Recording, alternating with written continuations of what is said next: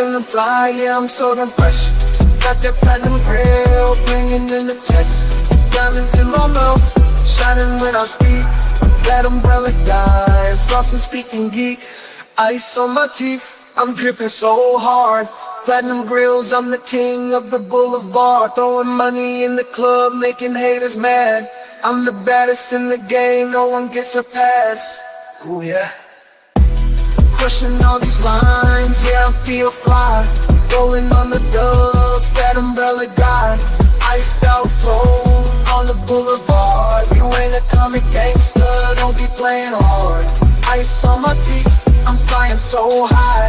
Dropping the bass, that umbrella guy. One drill to rule them all, one drill to bind them. Baby, I'm so iced out, gonna blind them. Rolling in town, I'm an army of one. Doing verbal walk-bys, blazing like the sun.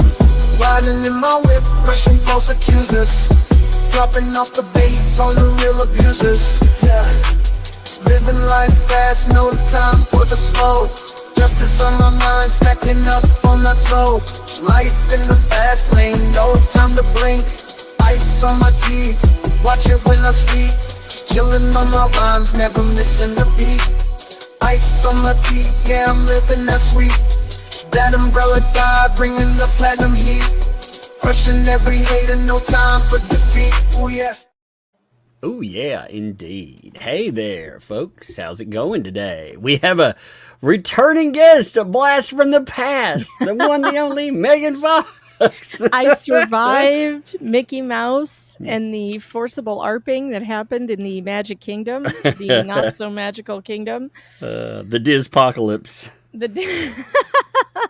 I survived barely survived. I had to get back on that horse today with a live stream and earn back some of that breadstick money that I spent buying droids for my children. Oh God, I can only imagine. Like that friggin'. They go beep boop though. They're fun. Yeah.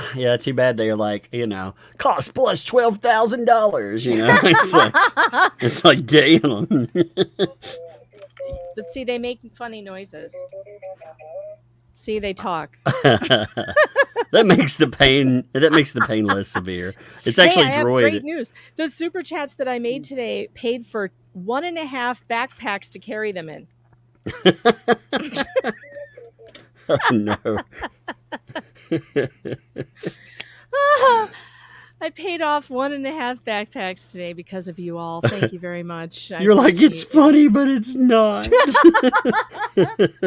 That's okay. They're just not going to go to college. But that's okay. College is a waste of time. Yeah, I mean, what's college compared to Disney, right? Right? It is the happiest place on earth. It's very magical, people. This will get awkward. Yeah, you need to tell them that. It gets like awkward when they turn you over at the end and shake you out for all your loose change. There's a ride just for parents right before you exit the Magic Kingdom, and it grabs you by the ankles and turns you upside down, shakes you real hard. Oh, that's why it grabs you by the ankles. I was confused. I was like, ooh la la, this is fringe, right? This is fringe. Don't tell David Gingras. He might like that.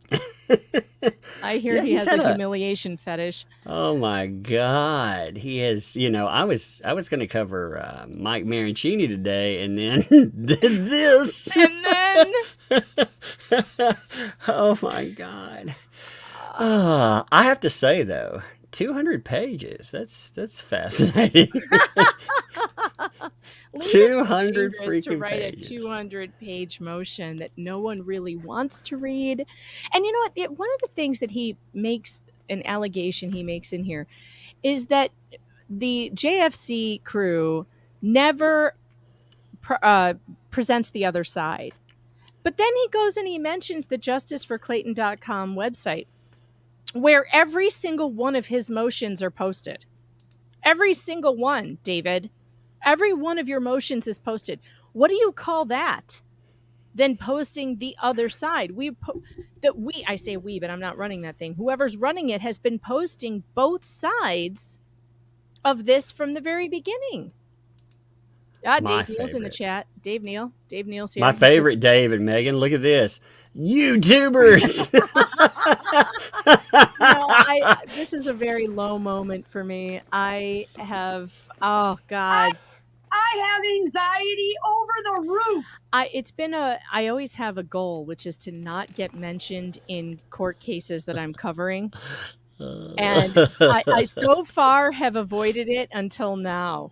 And look at, my name is all over this. Oh, it's thing. all over this. It's magic. Oh, I hate it so much. I love it. I love it. I love reading documents where I know the people and I'm like, you bigot, you monster. He makes me sound so cool though. He's like, she's using a fake name. She's an extreme far right weirdo.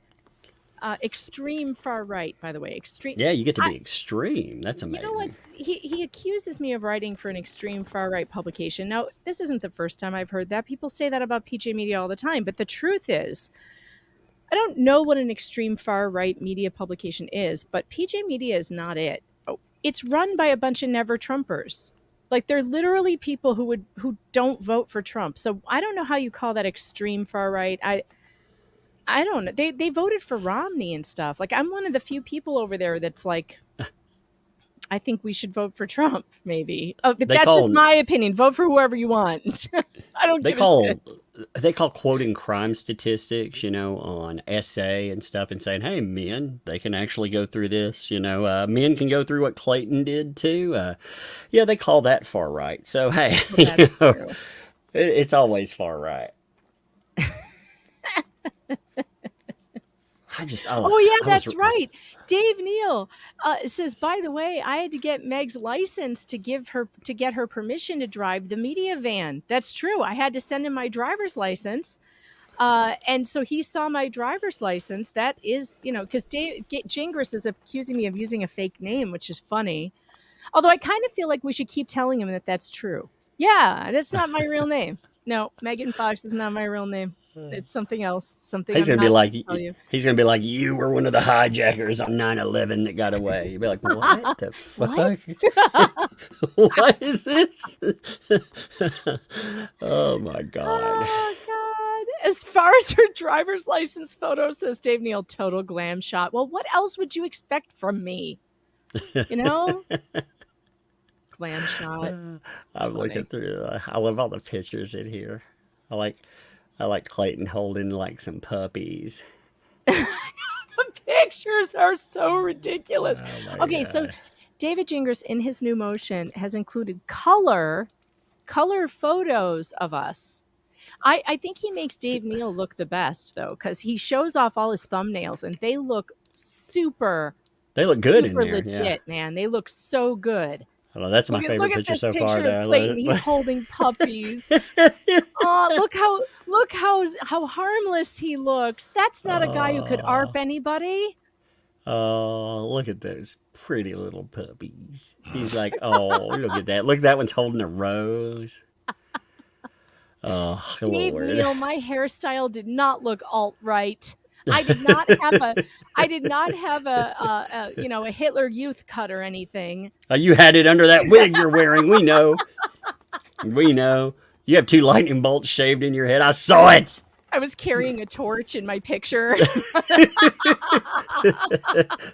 You're like, but the lighting was really low, guys. You're like, oh, yeah. Oh, my God. All right. Oh, look, hey, Clayton's Justice made it in. Uh-huh. Look at these colored photos. Look how butthurt he is. He's like, look what he had to put in here. Wishing a happy and safe 4th of July to everyone but Laura Owens and David Gingras. And he's like, damn you. Oh, that's amazing. But doesn't he realize that that's just mocking him for what he put in his Twitter bio? He said free speech for everyone except Dave Neal. It's the same thing that he did to Dave. This is mocking how Gingras behaves on Twitter. This douchebag called us cockroaches and pond scum and everything else. He wants to whine about someone being like, I hope you don't have I hope you come back with 9 fingers. I mean, come on, man. Speaking of pond scum, we may have to. I'm going to change my avatar to my pond scum avatar with the glasses, hanging out in the pond, because David Gingras, he called us pond scum. It's so amazing. He also called you since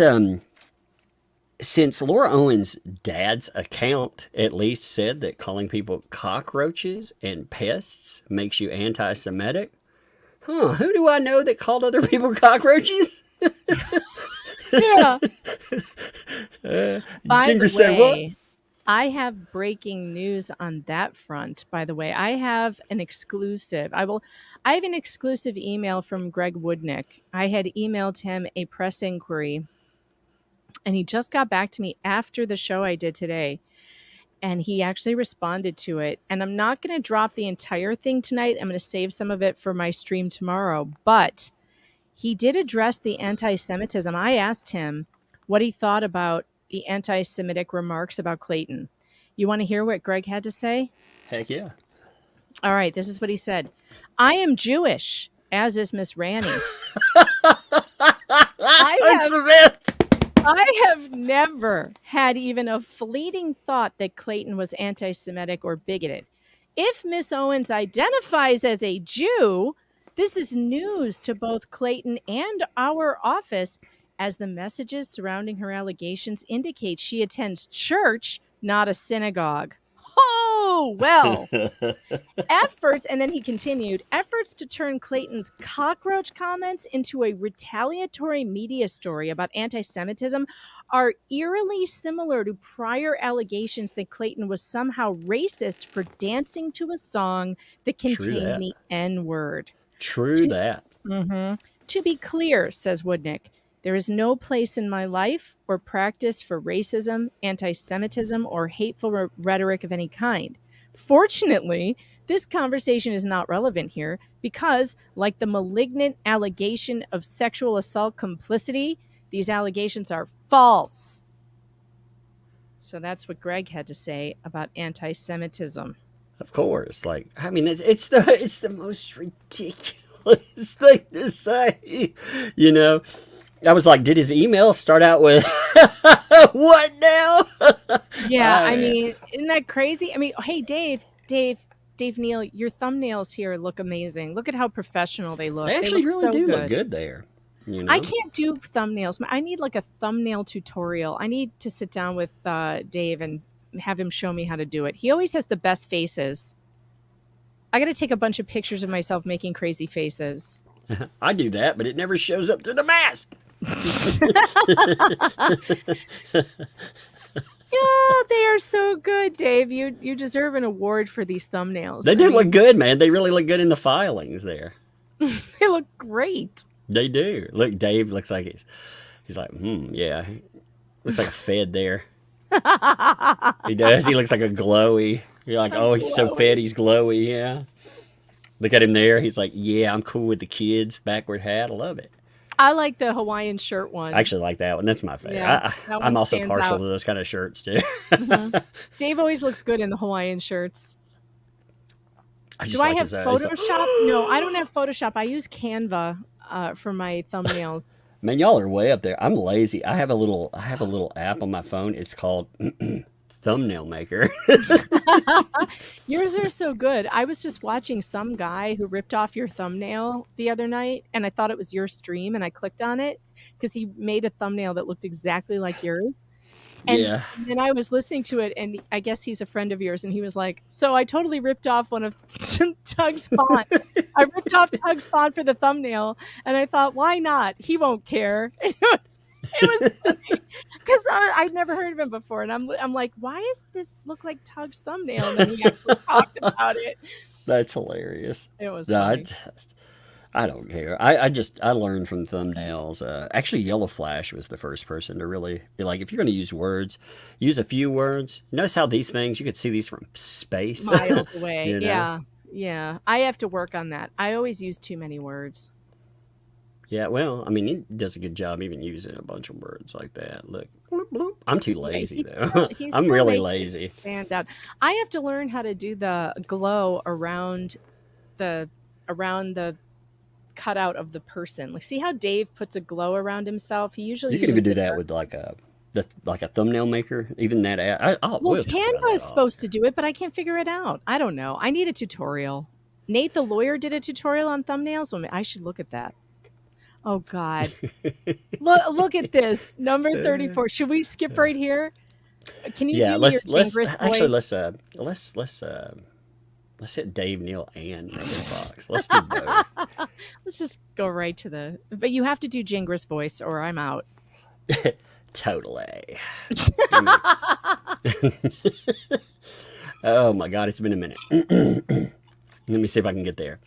Before, God, this is hard to do. It's hard for me to do in my freaking voice. I don't care if it's hard. Do it anyway. Okay, here we go. Before discussing, there we go, there it is. Before discussing the specific issues and conduct giving rise to Laura's request to disqualify Judge Matta, hashtag yikes, of course. I bet if we had the original and we threw some solution on it, like a bunch of invisible ink would pop up and there'd be all kinds of shit about Trump and there'd be weird hashtags.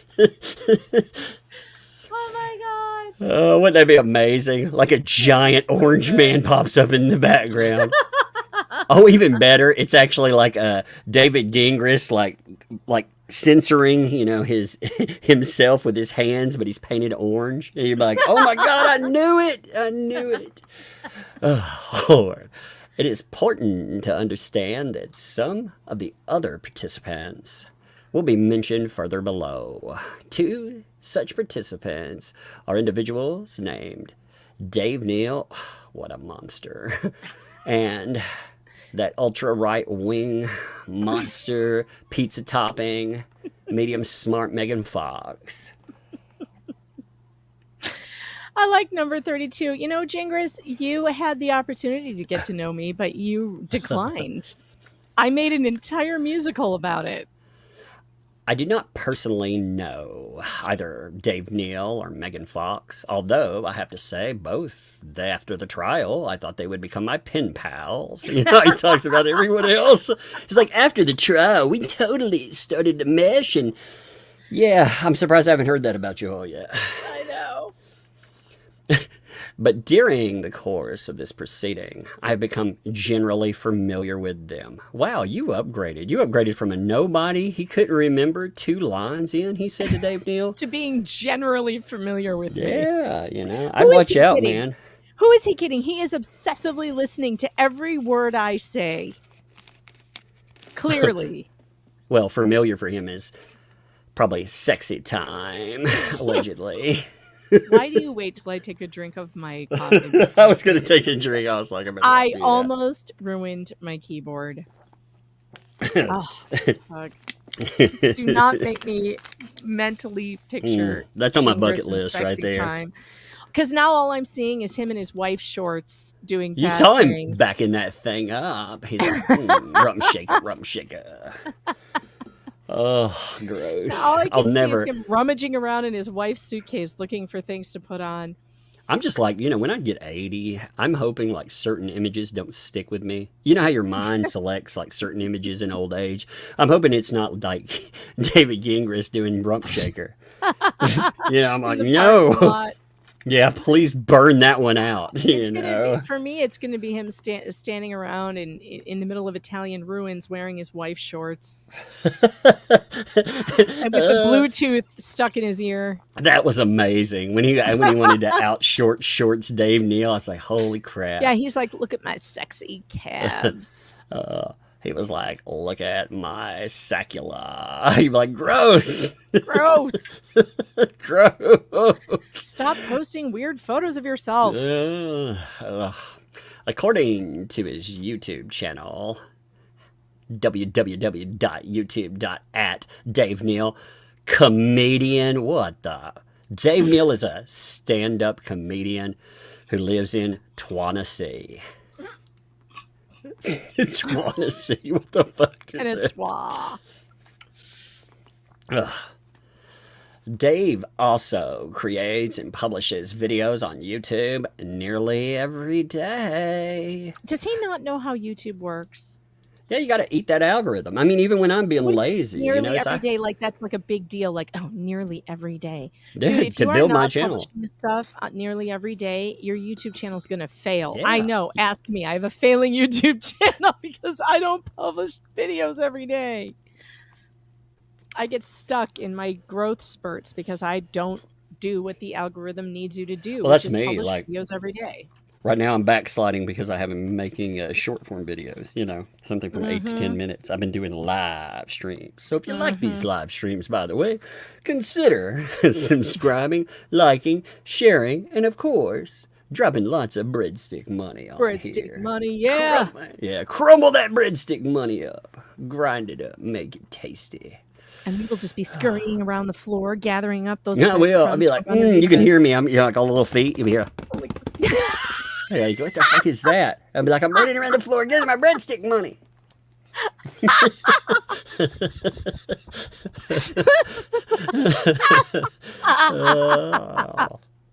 Oh, Tug, over here. There's some under the refrigerator. Shit. Picking up all the loose change. Yeah, so Dave Neal says, so Dave is a hard worker. Okay, I don't object. I just wish he'd mentioned the podcast Rush Hour. Need that publicity. Yeah, really, you need a shout out. I mean, he's going to shout you out, really shout you out. I don't know, man. You get much more shout out. Like, I was pretty happy with, like, the debt trial shout out. But look at you, man. You get paragraphs. He's like, woo. Entire paragraphs. I know. That's amazing. Ugh. I hate being in motion, so it makes me feel physically ill. Yeah, you're like, I need some Dramamine. I'm taking so much I motion. need some Dramamine. Yeah, for all this motion. Hell yeah. Uh-huh. All right. Dave's videos often focus on The Bachelor and people like Clayton who have appeared on that show. What? Is that supposed to be like, What? okay? Wow. That's So amazing. again, so actually, he just said that Dave does videos that are not just focused on Clayton. He focuses on The Bachelor and people like Clayton who've appeared on that show. Yeah, that's right. This is the first time that he's actually admitted that Dave makes other videos besides this topic. How dare Dave make other videos? God. Glowy. See Glowy Dave staring at me. I'm like, Yeah. no. Over the last several months, Dave Neal has obsessively published hundreds of hours of videos regarding this case. This is Again, always welcome the to go-to. America, David. Welcome to America. It's called free speech. You claim to be a free speech lawyer. You know damn well that this is completely within his rights to do. More than that, they complain because they say, Dave, he's one-sided in everything. No, he's covering every single thing that comes up in this case. Everything, And that, he's allowed to have his opinions on what comes up. He did a lot of investigative journalism on it, but that's what it looks like. It looks like hundreds of hours just in detailing it, and thousands upon thousands of hours of going through shit and trying to figure out what's there. Yeah, But and again, I bet if you looked at his coverage of the Johnny Depp trial, he made the same or more videos on that. Like if you looked through any of our coverage on different cases, you're going to find a similar number of videos about certain cases. Like my Kowalski playlist is huge. I don't think that my Laura playlist has hit the Kowalski level yet. The Johnny Depp playlist, huge. I don't think that this case has hit that as well. I think I've only done like 53 or 54 videos on Clayton v. Echard v. Owens. I think I did over 100 on Johnny Depp, over 100 on Kowalski. So, I mean, that's just the way that's the way it goes when you're covering a case. yeah, if you're not just spitting out one freaking article, we're not one and dones. We're actually covering a case. And I mean, Dave's been covering it for a while now. So, of course, he's going to, he's, well, and he's the, again, not leaving anyone out. A lot of people find stuff, but he, as far as person with the microphone, I mean, he's the person that's been there and he has broken a lot of it. So he's the go-to for a lot of people. And then this part, read this next part because this is really annoying.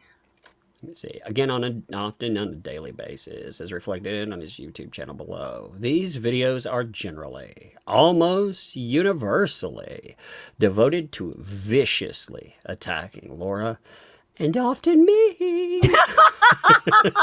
I missed that on the first time around. And often me, Judge. He's attacking me. How dare he? Oh my God, grow up, Jingris. Free speech lawyers say what now? Say what you know? now? Ask Ethan Shapiro how his time on the internet went. Ask Ethan Shapiro from J Hatch, from his legal team. Ask him how it went for him, his time with the internet. Because I think he got it a lot worse than you. Damn, Who's another attorney? Who's another? Oh, Elaine Bredehoft. Ask Elaine Bredehoft how her time with the internet went. You better be grateful that you just have Dave Neal and a couple of us reporting on you. No, he called people out by name, though. He called people out. So him pretending that he didn't want coverage, that's such a joke. He said he was going to bankrupt Dave Neal. You know, I'm going to leave your family out there eating grass on the side of the road like the horses that she raises. It's like, whoa. He was going to put Laura's horses on Dave's grass after his family and newborn baby was evicted from his house. I was thinking, is there another message in that? Putting Laura's horses on Dave Neal's grass? That sounds. Daily Dysfunction says Dingus needs Amica cream. Yeah, maybe he can salve it up. Go get some of that Amica cream and rub it all over that sore ass of yours, okay? Because maybe that'll, what's her name says that it'll help. I can't even remember her name anymore. Amber Heard. Who's that loser again? Oh, yeah, I remember. Yeah, Amber Heard. Notably. Or as you call her, that Aquaman starlet. Yeah, that ex-Aquaman starlet. That's what I started calling her for a while. Oh, my God. So often me to proclaiming that Clayton is a quote-unquote victim who quote-unquote deserves the justice. Oh, man. What a mess. How dare you, Dave? Victim justice. What a monster. Yep, that's totally about them, you know. Notably, Clayton is the victim and he does deserve justice. Next.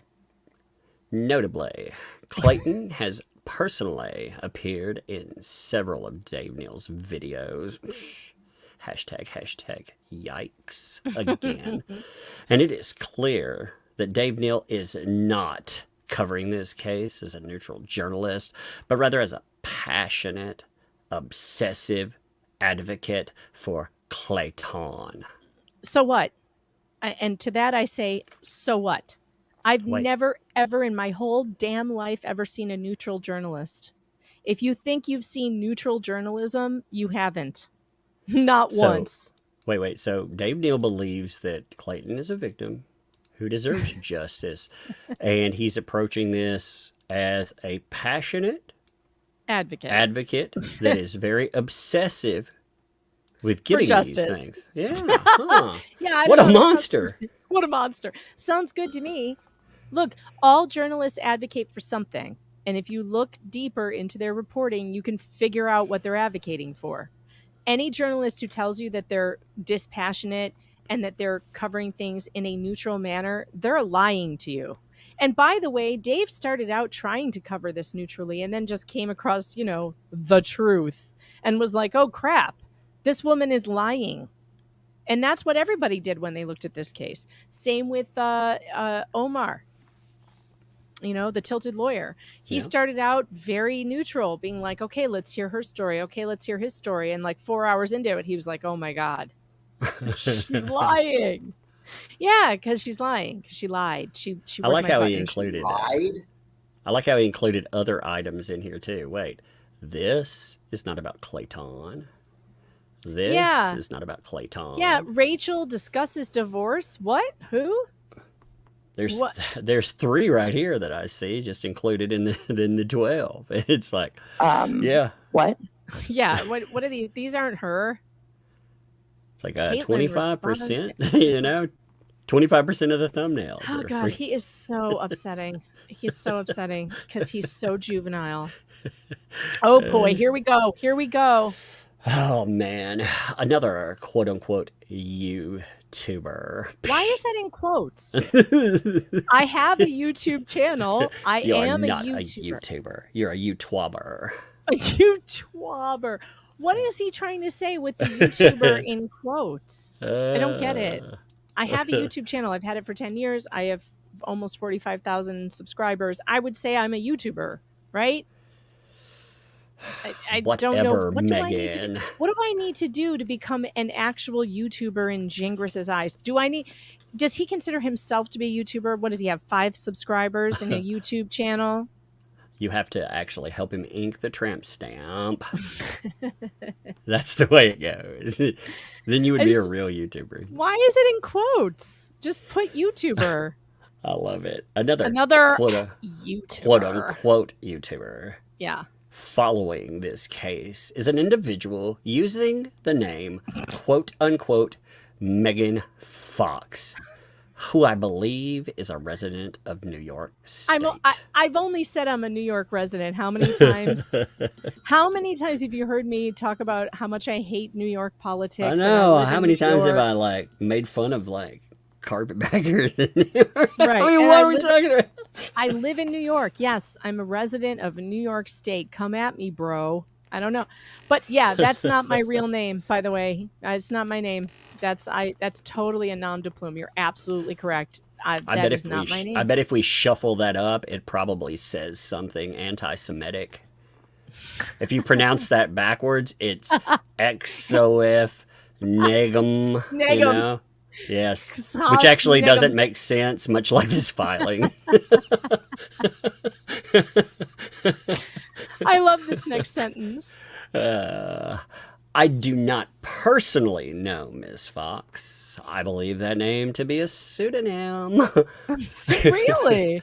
On what basis, on what information and belief do you believe my name is a pseudonym? I swear. Like, oh my God, this guy. I mean, although I will neither confirm nor deny this because it's really fucking funny that he thinks this is not my real name. I'm just going to let him believe that. Nope, not my real name. You should be looking for someone named, I don't know, Melissa McNabb. Try that. Try Melissa McNabb in New York and see who you come up with. No, Taylor Lorenz. That's it. Taylor Lorenz. My real name is Taylor Lorenz. Yep, totally. Totally. You need to Cat Tenbarge. Look up Cat Tenbarge. They could have a vocal fry-off between his client and Cat Tenbarge. It'd be amazing. I'm actually kind of disappointed that he thinks he doesn't know me. He doesn't remember me at all from college. I'm very upset by this. He has no memory of me. How dare you, sir? How dare you forget that game of cards? Exactly. And when you played against how Taylor dare you Lorenz. forget giving an underage girl liquor? How dare you forget that, sir? Oh no. If Poor that Taylor was you. Lorenz. I can't believe he did that. He's like, oh my God, there's going to be a PJ Media article about me and Taylor Lorenz. You're like, oh. Wouldn't it be funny if he put in here, like, she says she knows me from college, but I have no memory of her. I would love it. He could misspell it, no memory of her. You'd be like, what? No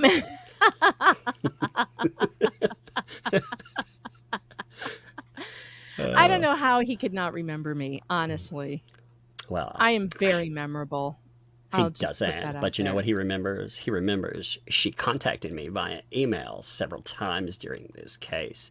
And I understand that she claims to be a quote-unquote journalist who publishes stories. I don't claim this. It's what I am.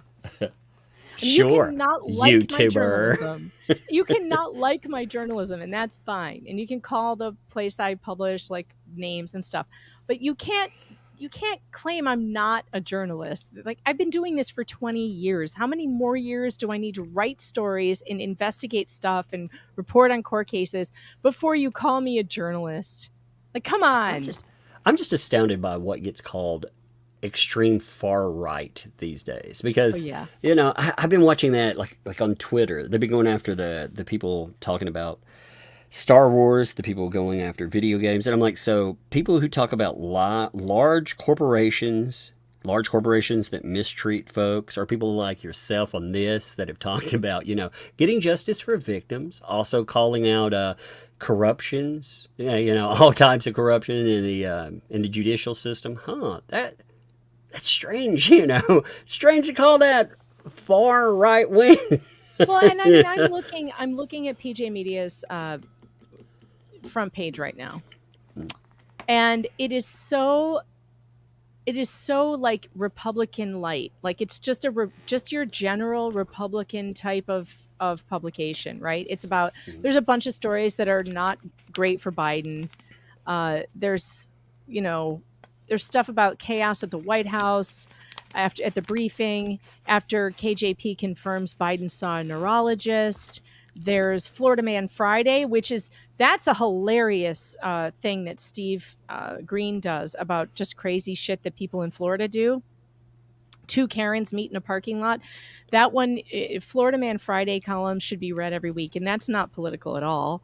But I mean, this kind of stuff, there's like stuff about Trump, there's stuff about the election, there's stuff about Europe and the EU. I mean, it's pretty general conservative kind of content.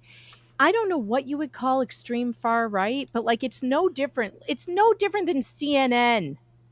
It's not different. CNN will write all kinds of like puff pieces for Biden, and they'll write hit pieces against Trump. PJ Media does the same thing on the other side. But by that definition, today, Stephen King became extreme far right. He said Joe Biden has been a fine president, but it's time for him, in the interest of the American he so clearly loves, to announce he is not running for re-election. Does that make him far right too? I'm just curious, because the last thing he would bizarre. be is. It's bizarre how these these labels get thrown around. I wouldn't consider PJ Media far right. They're owned by Salem Media, which is a Christian media company. That company owns over 500 radio stations across the United States. They do tend to be conservative. They have 5 other websites that are like Red State, townhall.com. But I mean, we're talking about general Town Hall. Ann Coulter publishes there. Is she extreme far right? I mean, maybe she's right. But I don't even know what extreme far right is. Like, I don't. And the stuff that I write, the stuff that I write on this website is not political at all. I write about court cases. I used to write about politics, and I don't anymore, for the most part. I cover court cases and medical kidnappings and government corruption.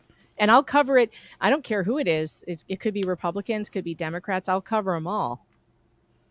So Dave Neal is a real YouTuber, and you aren't. Yeah, what's that all about?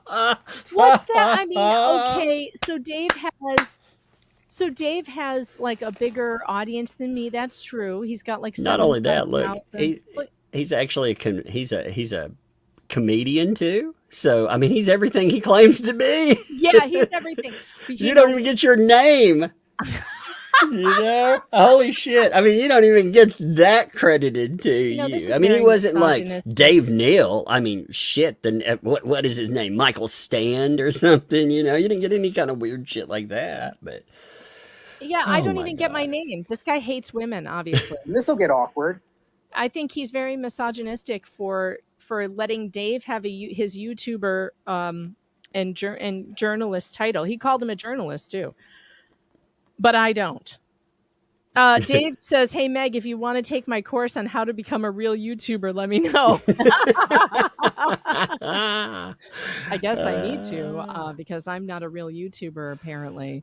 That's but I'm not a YouTuber. I'm not a journalist. I'm not even Megan Fox. Unbelievable. I don't even get an identity. I have no identity. based on David Gingras says the woman involved in this story doesn't get an identity. I see how it is, David. I see how it is. You're just a snake, David. You're a snake who hates women. I get it. I can see your true colors. Your true colors coming through here. You don't like women very much, do you? Should I be barefoot and pregnant in the kitchen, David Gingras? Would that make you happy? Should I not be in the workforce? Is that the problem? Yeah, I'm a alleged YouTuber, and I call myself a journalist because I should be cooking at the stove, right? Well, joke's on you because I can burn water. Okay, just letting you know I'm no good. Yeah. So now for a break, would you make me a sandwich? No, I'm just kidding. All right, now I gotta Like, go what make the a sandwich. I mean, for real though. Oh, It is, I mean, everything. Like you don't even get your own name. That's amazing. this is so upsetting. You're MS Fox too. You know. Like Dave Neal, Megan Yeah, I'm Fox. Mrs. I'm a Mrs. I am not a That's what I'm Ms. saying. You know, you've only talked about Holy that a million shit. times, but you know. You're Mr. foxlets. Fox is going to be very disappointed and upset to know that his real name is not Fox, by the way. Yeah. And He's the been using it foxlets, all they're this going to be time. like, what? You know? I mean, oh my goodness. I mean, what's next? Is he going to be like, my last name is an umbrella? I'm going to be pissed. I mean, This will get awkward. like Dave Neal, Megan Fox also creates and publishes videos on her YouTube channel here. Well, Why thanks is for giving me my own YouTube channel, though. Thanks yeah, for, it didn't have like air quotes with it that didn't one. have air quotes, so at least this is my channel. Thank you. Thank you for that. Like Dave Neal, Megan Fox is a passionate supporter of the Jesus freaking Christ cause. Every time I see that, that's what I think, man. You know, it's so ridiculous. And her videos are overwhelmingly devoted to quote unquote exposing and destroying Laura. Why didn't destroying No. get Destroying quotes? Laura's lies. Not destroying Laura, destroying her lies. Yeah, I would say that sentence is accurate except for that destroying Laura part. He left off destroying Laura's narrative, which is not at all true in any sense of anything. In the history of everything ever, nothing she has ever said was true. She lied. And while you're doing this, you're also promoting the narrative that Clayton is an innocent victim who deserves quote unquote justice. Yes, he is a victim. He does deserve justice. Yeah. Oh man, let's find out why. Dave Neal and Megan Fox are mentioned because they are relevant to the issue raised here. This is so because they attended the trial held in the matter June 10th, 2024. So, it was and a after the public trial, both appeared on video claiming to have or speaking with others who have claimed to have direct knowledge regarding certain improper conduct committed by Judge Matta during the trial, False. including the fact that Judge Matta allegedly engaged in improper ex parte This is discussions. so false. Yeah. I never said any of that. Including the fact that Judge Matta allegedly engaged in improper ex parte discussions about this case with her father. I never said any of that. All I did was talk to people on the ground and ask them what they experienced. I wasn't in the overflow room. Some people said that they met Judge Matta's father. I repeated that. It could have been a troll for anybody knows. Let's be real about this, right? Third-hand hearsay. It could have been anybody. The person who told me that might have been lying. Or if he was there, it doesn't matter.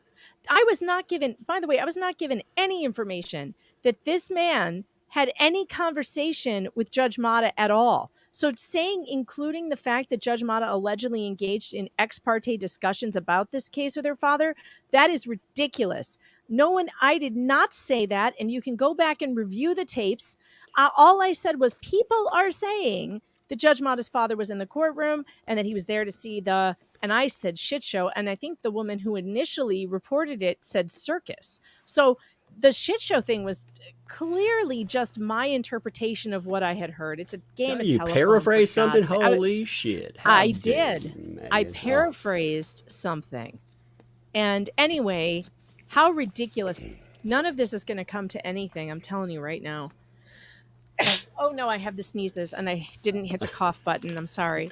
I didn't get the cough button fast enough. Those are the horses getting ready to get out and if you do, I hear if you do that three times, like freaking Laura pops up in your mirror. Oh God! Or something. Well, I better not do it one more time.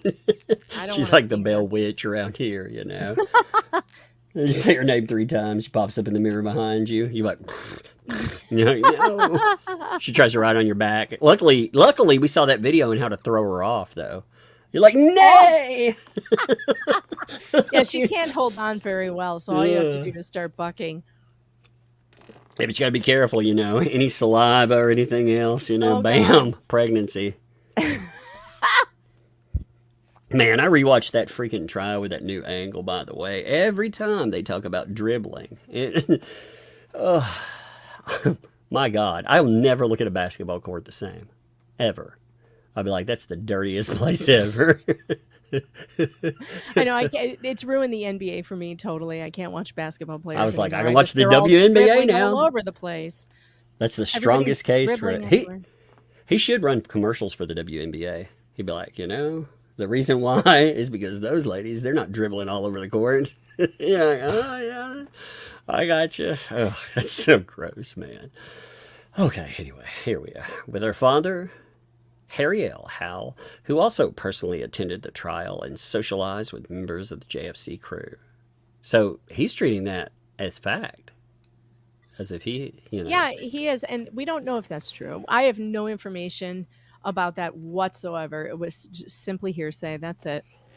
And I didn't hear these other parts that he's talking about until afterwards. I heard when he put it in his motion, like the video clips of a person saying she had spoken to him. We don't know if any of that is true. No, I mean, it could have been anybody. God, there's 150 freaking pages of exhibits. It's stupid as hell. I'm looking at pictures, you know. Oh my God. Oh, there is some interesting stuff in the affidavit about, he goes into detail about Laura and saying that she insisted that he call 911 because she was threatening to not go into court if Mr. Maricini was not arrested. This is coming up soon. I don't think that's actually true, though, because he was not arrested and she did walk into court. So either she lied to her attorney or he's just making this shit up. I figure he's just making this shit up, you know? Mm-hmm. Mm-hmm. Yeah, here's the suggestion right here. So on the morning of June 10th, 2024, Laura informed me, I'm trying to have a real voice again. I'm like, get out of that David Gingras voice. Laura informed me that she saw Mr. Maricini in the courtroom with Clayton and Mr. Woodnick. Based on this, Laura told me she was too terrified to participate in the trial, and she told me she intended to leave unless the DVRO was enforced, having no other available option. He had no option. No option. Well, I'm glad whatsoever. to hear this part. He said he immediately contacted court security. That's what he should have done. Mm-hmm. But we were, we knew that he called 911. What we didn't know is that he claims he went to security first. And they told him that they didn't have that authority and that his only option was to call 911 and ask them. Okay, I guess that's slightly better for him than what we thought, because I thought he bypassed court security and just went straight to 911. That's assuming it's correct, you know. I mean, yeah. After all the bullshit, yeah, you know, the same guy who promised me that if we could prove that there were lies in this, that he would actually step away from this case. Yeah, I kind of promise believing anything he says. He's exactly like his client. If his mouth is moving, it's probably a lie. Don't believe it. so crazy. Having no other available option, I immediately contacted court security and asked them to enforce the California court order by removing Mr. Mancini from the facility. Superior court security officers informed me they did not believe they had the authority to enforce the order, and they suggested the only option was to call 911 and ask Phoenix PD to enforce the order. Based on that suggestion, I called 911, explained the situation, and asked for officers to enforce the order. After a few minutes, Phoenix police responded. They reviewed the California court order, and I explained to them that pursuant to federal law against the VAWA, they were required to enforce the California court's order as written. I provided the officers with a copy of the specific provisions of VAWA.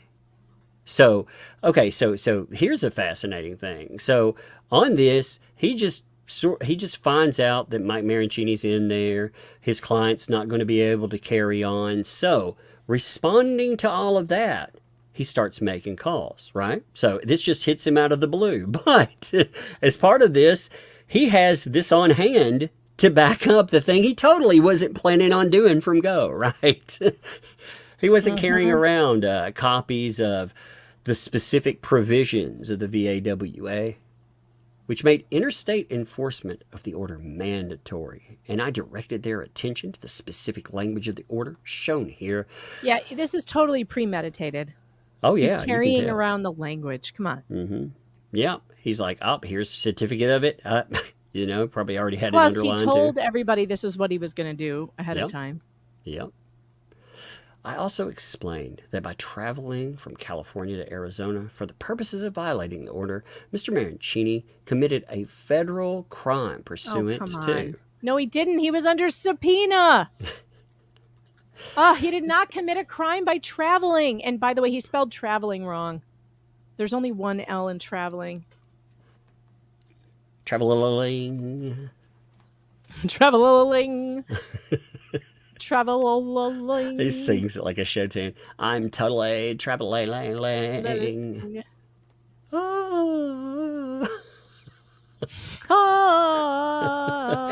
snake song. I'll tell you, snake chorus is catchy. It grabs is, you. Actually. And that Laura desired his arrest and prosecution. Despite this, Phoenix police indicated they believed they had no choice but to defer to Judge Matta on the issue. Yeah, as a result, she runs that courthouse, and because it's her, it's a witness in her case. Jesus. Yeah, so you can't have witnesses testify in that case. But as a result, just like I told everyone from the beginning, a California judge has no jurisdiction in Judge Matta's courtroom in Maricopa County, Arizona. The judge in Maricopa is the boss. So some California judge, he couldn't even call Judge Matta and be like, I want you to enforce my order. She'd be like, make me. I'm not going to enforce jack shit. This is my courtroom. I will enforce what I need to enforce. Go back to California and leave us alone here in Arizona. California doesn't tell Arizona what to do. Get back to pooping on your own streets. Exactly. As a result, immediately prior to the start of the trial, I asked Judge Matta on record to enforce the California court's order by removing Mr. Mancini from the courtroom. As she had done with substantially every other request, she denied my request without any explanation. No, she said... You need to be a lawyer. She said... You're a lawyer. Yeah, she said, hey, I'd already decided on this. Yeah. That's what, You wrote the motion, she denied it, and then you tried to fight it again after she had already denied it. I'm sorry, that's not how these things work. You're lucky. Gingras is lucky that she didn't hold him in contempt for trying that. I would have. If she would have known how, I wonder if she would have known how this played out, and he would be targeting her father. By name. As soon as he stood up and said, Judge, I want to revisit that motion, I would have been like, no, sit down. Yeah. Yep. Deny. Sit down. Sit down. Yeah, exactly. Because I already ruled on it. You are not going to waste my time. And I don't need to explain myself because I'm the judge. So sit down. Judge, I'd like to revisit this. I'd be like, I'd like you to revisit it too in a freaking cell. Shut the fuck up. Contempt. Contempt. I would like you Yeah. to revisit it also. You can read my order. It's on the docket. It says no thank you. Maybe you can write on that $1,000, you know, in 10 $100 bills. Then I'm fixing to fine your ass. Yeah, I mean, oh God. I mean, this guy, if anybody deserves to cool his heels in a cell for doing the stupid shit that he does to it's this guy. Oh my It's God, this you know, guy. he would interpret this. He'd be like, yeah, right there. Megan Fox said I'm cool. Oh. The way he spins everything else. Megan Fox, if that is your name. Right to jail, right away. Go to jail. This guy needs to be in jail. I'm sick of him. I want to know what he thinks If I your real ran the name is. world, I would jail David Gingras just for being a douchebag. That would be, you're too much of a douchebag. You need 30 days in jail. I just want to know who he thinks your name is. I don't know what he thinks my name is, but it's very funny that he thinks it's a pseudonym. Like what? I can't even have my own name. Why does he think Dave Neal is a real name? Why does That's what I'm Dave Neal saying, get to man. have his real name? Like, I mean, the last name Neal. Come on, that doesn't sound real. I mean, and he's a comedian. He might be a stage name. His real name might be Eugene. You know, Gene Buckner. Why did you give it away? Eugene Finkelstein. That's his name, and he changed it to Dave Neal so that he's, you know, so that people can say it and spell it and put it in lights. I tell my daughter all the time. I tell you, my oldest daughter. I tell her if you would have been born a boy, I was going to name you Tiberius Faulkner.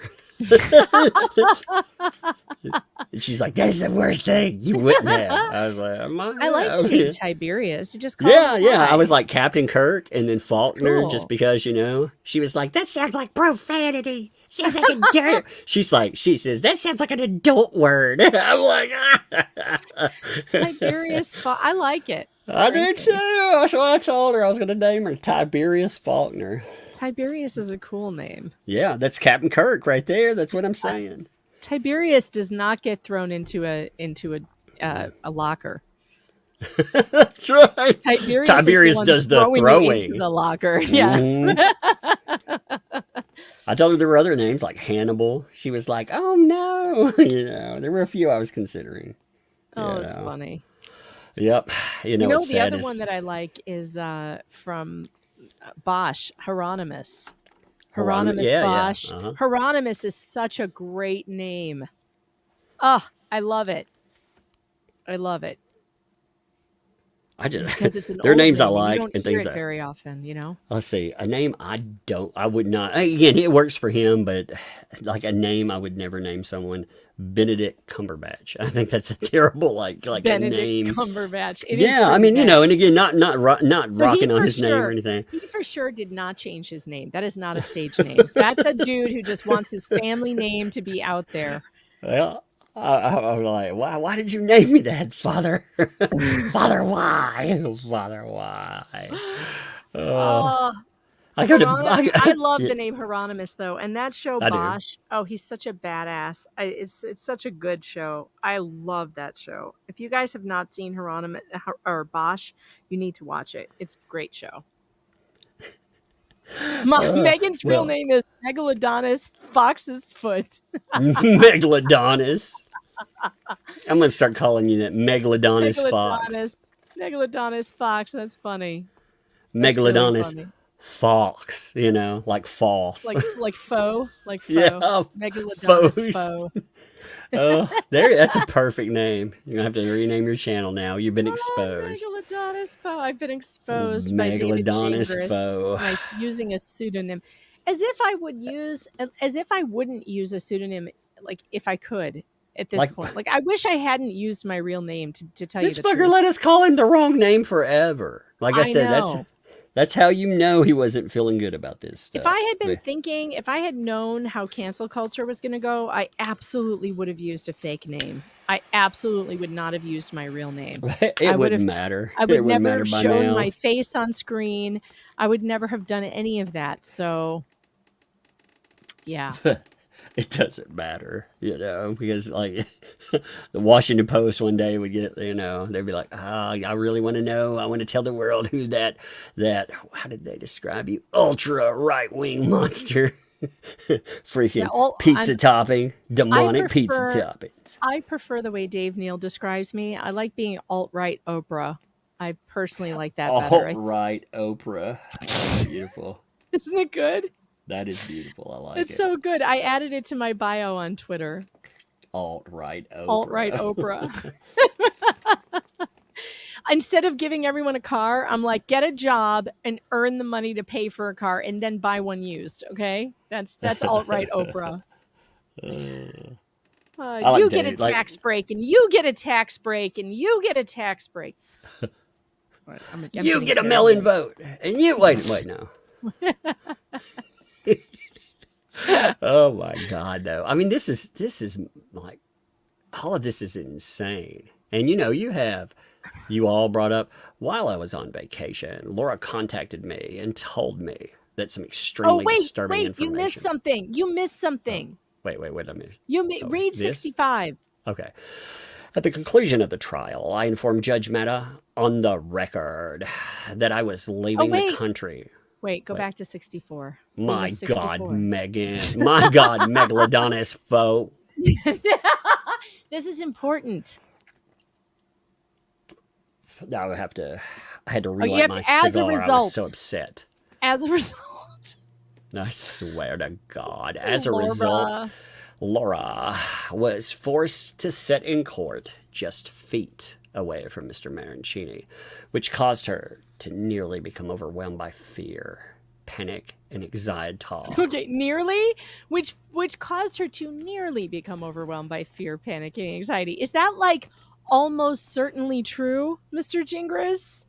When you told me that it was almost certainly true, that's like nearly becoming overwhelmed by fear. Do you know what that means? She did not become overwhelmed by fear, panic, or anxiety. And if she was near to it, we couldn't tell. She was smirking and laughing with her attorney the entire freaking time. You've seen the photos that my photographer got. She was not I was a little distracted by all the baseball signals coming out. I was like, what's wrong with him? Does he have a neurological condition, or is he signaling? What's going on? Debbie says nearly pregnant. Yes, it's exactly like nearly pregnant. Yeah. You're not actually pregnant. You just were almost pregnant. I mean, come on now. Almost nearly pregnant. Oh, the chat is killing me right now. I don't know, man. Those little Pac-Man baby that was in the ultrasound. I've been so distracted by that ever since I rewatched the trial. I was like, I figured out what happened to the baby, actually. If you look at it, obviously, there is a Pac-Man in there. And then if you look at the other, the other looks like one of those fruits. They pop up in a Pac-Man. They look like one of the oranges. So the little Pac-Man baby got confused. I understand, I get it now. This will get awkward. Very fast. Oh, this sounds nice to hear right here. At the conclusion of the trial, I informed Judge Mehta on the record that I was leaving the country later that evening for a family vacation in Europe to celebrate my mother's 80th birthday. I don't remember. Did he say all that? He took his mother? Did he take his mother out? I didn't see his mother in the. Was he hiding her with the other? Or did he just take friends to Europe and they were like, "Happy birthday, Mom," and sent her a video? She was holding his pants legs. She was off screen. Yeah, she's got the scissors. Any pictures of Mom on this trip. I saw a bunch of pictures of him in his wife's shorts. I saw them walking through some French, cobblestone streets, but I didn't see anybody that looked like an 80-year-old. Maybe that's who was on the Bluetooth. They took Mom to they took her on Bluetooth. On the Bluetooth, maybe. Yeah. Oh, Mom, it looks really nice out here. It's like, what? What'd you say? I can't hear you from the ship. You're like, shut up, get back in the port. You're like, oh my God, poor Mom. Oh, poor Mom. Can you imagine being his mom? That must be a trial. You are not a nice person. Oh my God. So many. Oh, Lord, I just was flooded by mental images of being his mom. Can you imagine? She'd be like, David, what did you do again? Are you in trouble with the bar again? David Gingras, did you get a tramp stamp because someone online made fun of you? Sorry, Mom. You know they're just going to make fun of you when you back that thing up, David.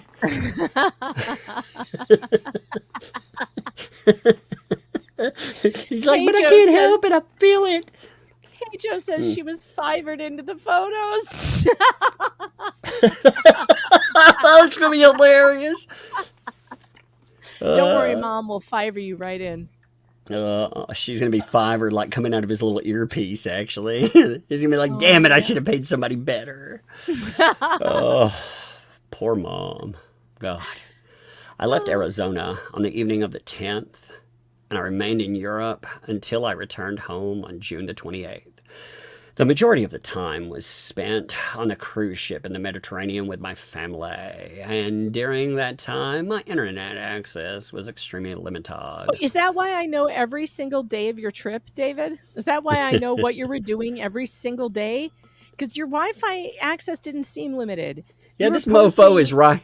He's writing like letters and blogs and stuff. I mean, and he's posting photographs all over Twitter and talking about where he is and like his taking pictures of his wine glass. Like what a liar. What a liar. Look at this. The ship's Wi-Fi connection was so slow I was unable to view videos posted on any medium, including Twitter and YouTube, during the cruise. Lies. Yeah, he's just keeping up with what you all do. But while I was on that vacation, Laura contacted me. It was a very slow contact. And told me about some extremely disturbing information being shared on social media by Dave Neal, the monster, and Megalodon Foe. Specifically, Mr. Neal and MS Fox. That's Mrs. to you. I'm ready to celebrate my 24th wedding anniversary, and this jackass is calling me Ms. I just love it. Like he did that. He's so butthurt. He's like, I'm not even going to admit I know she's married. This is so frustrating. Appeared in several live streamed and other videos in which they claimed Judge Amanda's father, Harry L. Howell. I'm sure the judge. Here's the thing. And again, obviously, I don't talk to really anyone, right? I've not been talking to anyone. I haven't made any claims like that. But I would think maybe taking, I don't know, if you put a target on my family, I might be motivated to make sure you and your client get the fuck prosecuted because you put a bullseye by name on them. I would be pissed. I never claimed that her father was in the trial.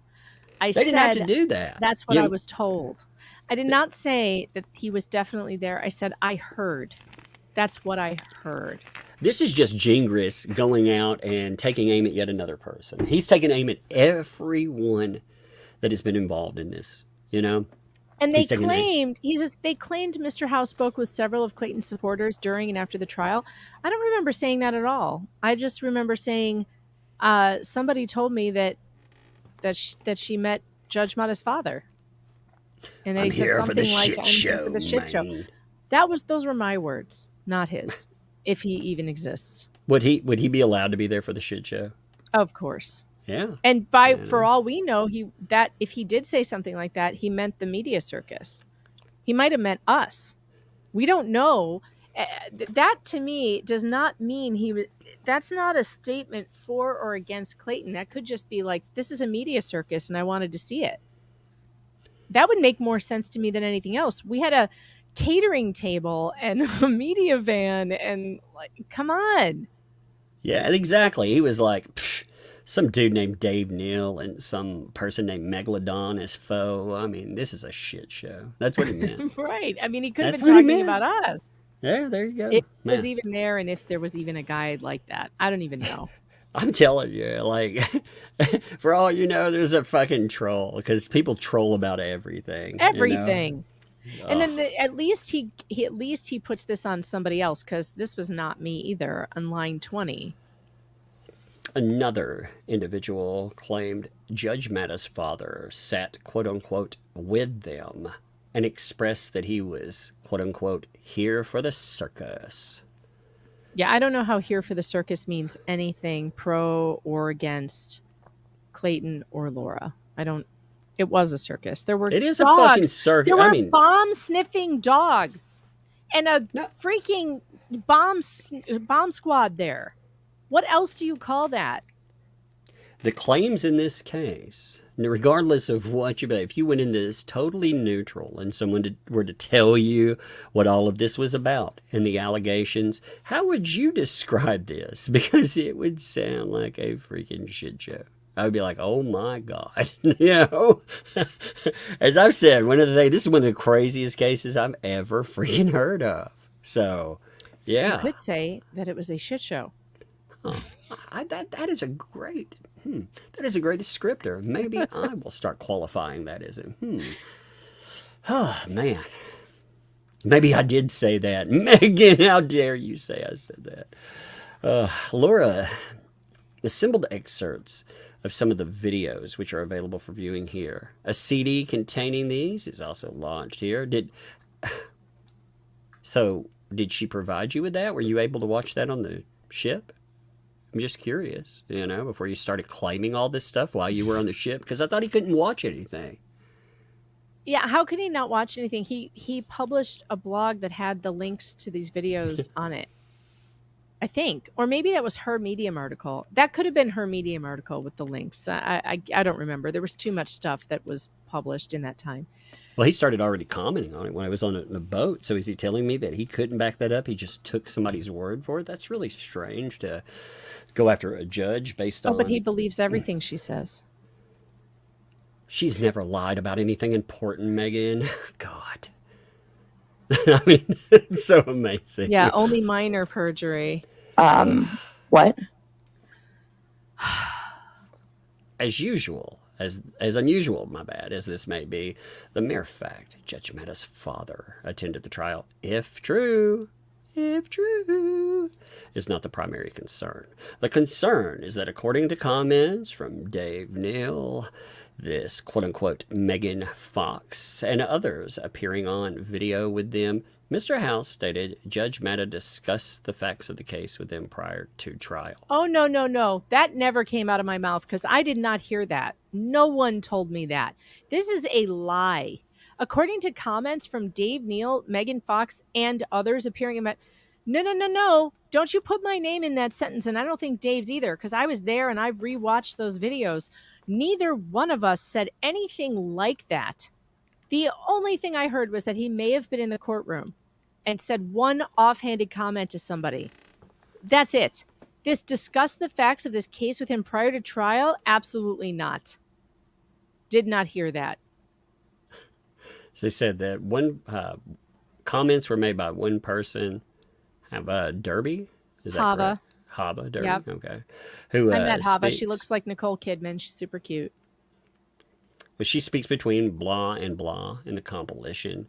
In her remarks, Miss Derby, my bad. My bad, Hava. I did not.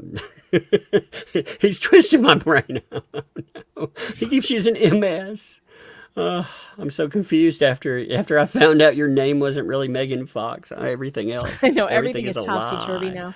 Cats and dogs living together. It's all a blur. I'm Miss having an Derby. identity crisis. I don't know who I am anymore. I'm telling you. I've been live streaming with you for how long now, all these days, and you didn't tell me. You don't even It's know a me. lie. And I told you my real name, that umbrella guy. Miss Derby claimed that she spoke with the judge, Matta's father, at or immediately after the trial. Miss Derby stated that Mr.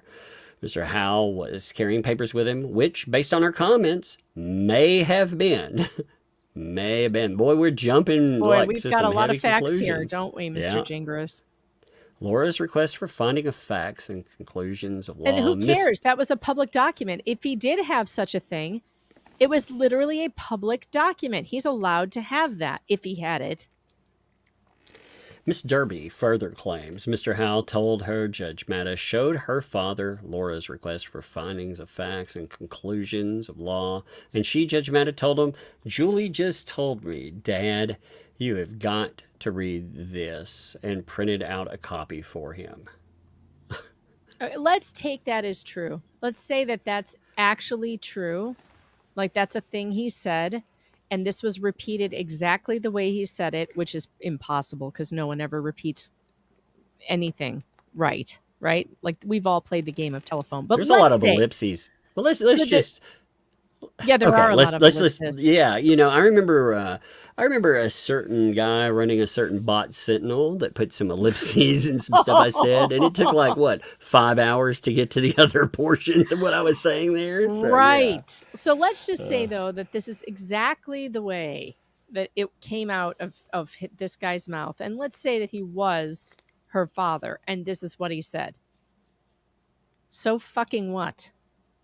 It's a public document, and if she said, Dad, you've got to read this, and gave it to him, that has nothing to do with how her ruling would be. She's not saying, here's how I'm going to rule. She's not saying, I'm going to, you have to read this and look at this crazy woman. Just, Dad, you have to read this. Nothing. That means nothing. This is the best he has. And by the way, again, this is secondhand hearsay. So this is ridiculous. It's so bizarre.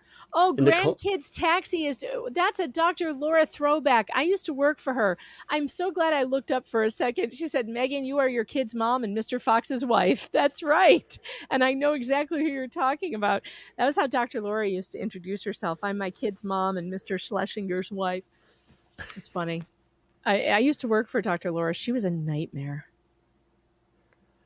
I had to get hotel rooms for her. This woman needed a room, Tug, that had never been smoked in. Never. How do you get a hotel room that you can guarantee someone had never been smoked in? Impossible. Never been smoked in. Yeah, like she had like a bunch of these like celebrity demands. She also wanted to have like a fruit basket in her room waiting for her, but she had very specific demands on what kind of fruit could be in it.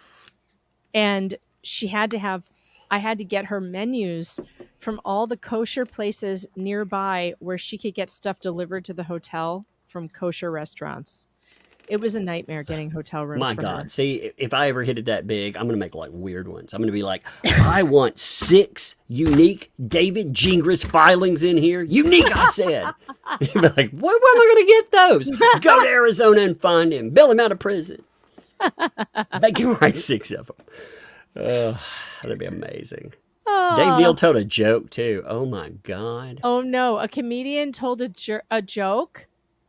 Then he calls it extremely disturbing. Oh my God, read this. What is also extremely disturbing is that in this video compilation, upon hearing remarks regarding Judge Matta and her father, Dave Neal laughingly commented, to paraphrase, hold on, we don't need a mistrial. Oh my God, how dare Dave Neal make a joke? I mean, this is unbelievable. This whole time, Gingras has been saying that Dave Neal and me and you were nobodies, we're nothing, we know nothing. We have, we're pond scum, we're cockroaches. I'm not even a journalist, all this stuff. Yeah. But Dave Neal, though, in this one offhanded live remark that he makes a joke where people laugh, that's a legal opinion that holds weight for him. He also made it very clear we're not lawyers, We are not lawyers. We just we read documents and we go out and we give opinions and we make jokes. Again, that okay, so I guess everything we say is true. I knew that tramp stamp was real. I knew it. I knew Yeah, it. He is on the one hand, he wants to take nothing we have to say seriously. And on the other hand, he's going to take that one offhanded joke by Dave Neal so seriously that it makes it into his motion and is part of his argument that this is Dave Neal signaling that Yeah, he listen to knew this. that the person should not disclose further information regarding comments they claim to have received from Judge Mata's father. What? It was just a joke. I understood those remarks from Dave Neal as a signal to the person speaking that they should not disclose further information regarding comments they claim to have received from Judge Mata's father. Because her believed, What? What? they Her believed? Her believed because her believed they would expose judicial misconduct. What? Her? Because her is that I've never looked up Dave's pronouns. Is Dave he, her, or something? I'm confused. Because her believed they. Oh, he's her they. I got it. It should have said her. He. It was supposed to say he because he believed. It's he they her they. No. Her, I they. know what it is. It's that's change your pronouns I'm to sorry. her, they. I'm sorry, Dave. I've been calling you a he this whole time. Her believed they would expose judicial misconduct and bias on Judge Mata's part, That's requiring a ridiculous. new trial if those facts were exposed. That's ridiculous. That was not going through Dave's mind. I have a lot of respect for Dave. Dave's a very smart guy. But I guarantee you that was not going through Dave's mind at that time. Dave was just making jokes on the fly, like, period.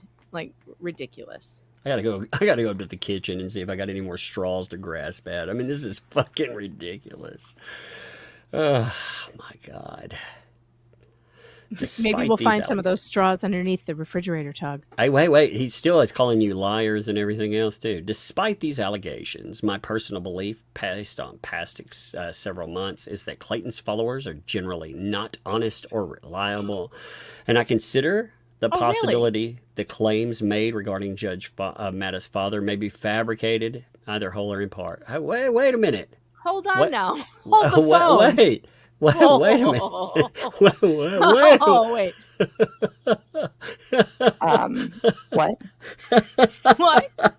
Wait a minute. On one, he wants to have it both ways. We're legal scholars on one hand, who everything that comes out of our mouth is 100% true, and he can put it in a motion to, cause a mistrial. But also, we tell lies, and we're not honest or reliable. Holy shit, man. He just said you may have been lying about those claims, all of you, either in whole or in part. So, Wow. holy God. And really, we're the ones who lie? She lied. I don't think so. What? Yes, I can't even. Given how serious these issues are, I do not believe I could ethically make a formal accusation of judicial impropriety without taking some reasonable steps to verify the truth of what happened. Oh, good. So this is the part where he's going to put the evidence in, where he knows that this stuff is actually real. Then I can't wait. Yeah, he's quoting Arizona rules of professional conduct. A lawyer shall not make a statement that a lawyer knows to be false or with reckless disregard. Are you fucking kidding? It's your whole case, dipshit. As its truth or falsity concerning the qualifications or integrity of a judge. Emphasis added. In an effort to ascertain the truth, while on vacation on the morning of June 17th, 2024, All right, this is before it.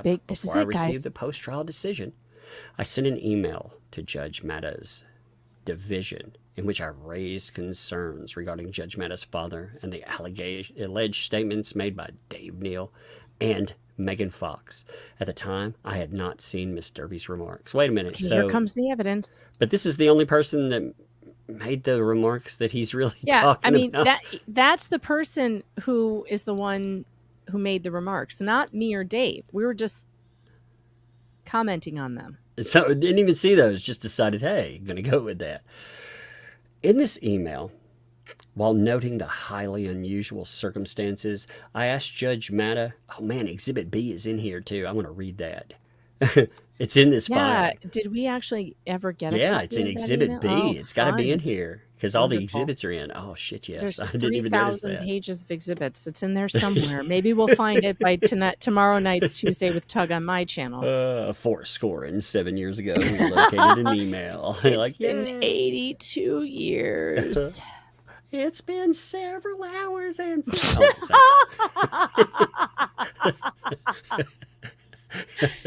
Mama. Oh my God, I'm busting out some Sinead O'Connor. In this email, while noting the highly unusual circumstances, I asked Judge Matta to promptly provide a response to the allegations regarding her father. I further explained if the allegations were true, I believe they may support a change of judge for cause.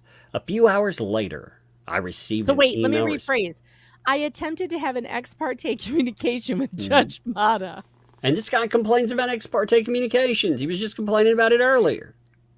Oh my God. A few hours later, I received an email response from Judge Matta Division stating, to the extent that either party wishes to bring a matter to the court's attention, the court respectfully asks you to file the appropriate motion. So the email response is Exhibit C. File a motion, dumbass.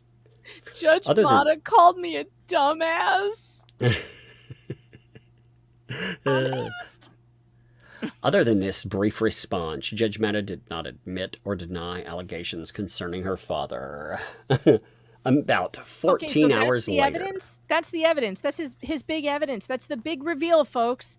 She didn't say, she said file a motion. Yeah, and the timeline. 14 hours later, on the morning of June 18th, 2024, I received the court's post-trial ruling on the merits. After reviewing... Wake me up when this gets good. Wake me up when there's actual evidence. Okay, I'm going to take a quick nap. You keep reading, and you wake me up. If I love anything this actually narrative, comes. actually, because it's amazing. He's like, I went in and I accused the judge of something serious. And the judge was like, hey, if you want to accuse me of something, put it in a fucking filing. And then a mere 14 hours later, she comes up with a decision. 14 hours. That's a lot of hours. And Laura and I immediately noticed something truly shocking. The ruling contained, quote unquote, findings that were not based on any evidence at trial. Instead, those findings were clearly copied from posts on social media. Oh my God. Sorry. Here we go. Wait, I love that these findings were clearly copied from social media. Well, I wonder whose social media they were on. Yeah, well, okay. Should we get to that maybe? We're going to get to that at some point. Oh, he's talking about the Planned Parenthood not open on Sunday. Yeah, I seem to remember a certain David Yingris posting. I think he did. Yeah, not only did he post all this insanity, I mean, gee, how many freaking pages of madness did these people post? And this stuff gets brought up in filings. You know, it was brought up, hey, he's leaking documentation. Your Honor, his blog was referenced so many times in different filings. And then he goes and he publishes in his exhibits, you're going to see his own blog where he published people's tweets about Planned Parenthood not being open on Sunday. And now he is complaining that it was posted on social media and he's the one that posted it. You've got to be freaking kidding me. Oh my God.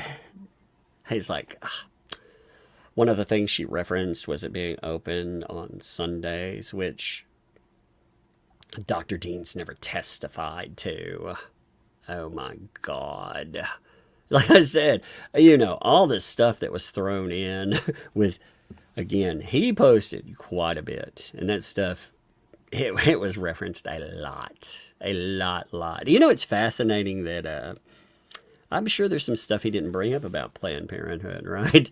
I'm sure he didn't bring up the idea like, wait a minute, is it open on Sundays? Oh, wait, let's ignore the reality of that. Let's also ignore the reality that she changed to a fake name to Los Angeles. Let's also point out that, like, this is you want to talk about a minor point?